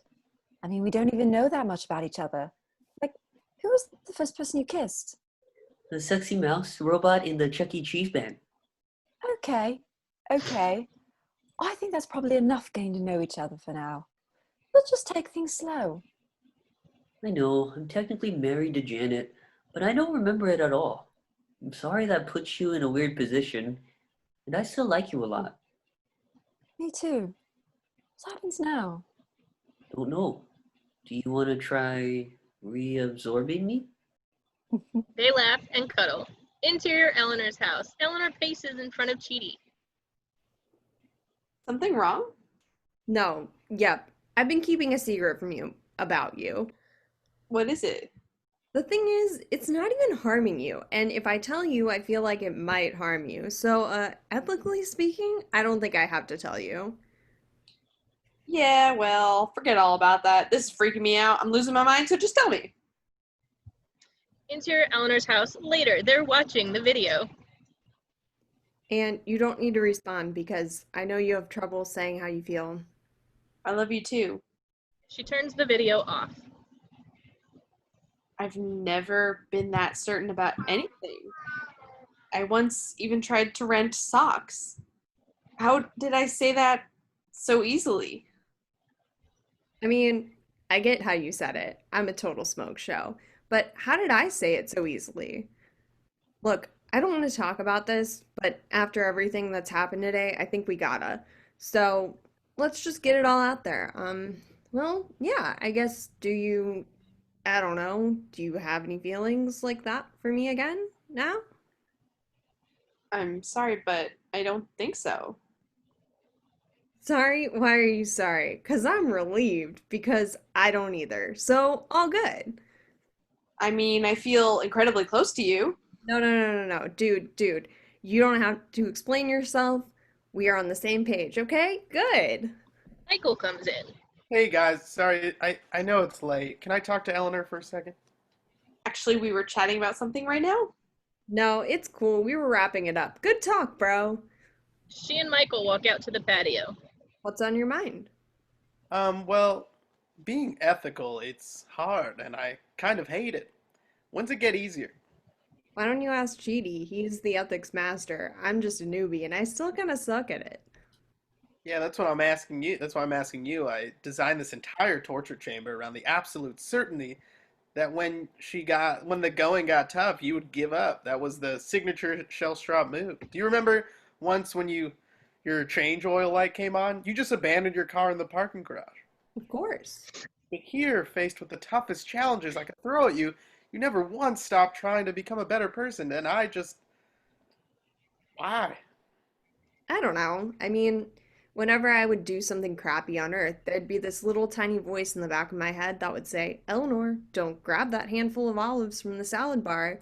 You didn't pay for that. Or, Eleanor, don't spit those olive pits onto the floor of the grocery store. That's not cool. Or, Eleanor, that old man just slipped on your olive pit and he fell down. Don't use the fact that everyone's distracted to go back and steal more olives. I get it. This ethics stuff, it's hard and it's confusing. It's such a buzzkill, but it does get rid of that little voice because at least I'm trying to do the right thing instead of the crappy thing. And I've got to say, man, I don't miss that little voice. Well, thank you for helping me today. Wow. You really just came in here to chat, didn't you? Just shooting the shirt with your old pal Eleanor. I guess so. Yeah. Why? It's just a very human-y thing to do. Stick with the program, demon buddy. I really feel like things are starting to click in our little study group.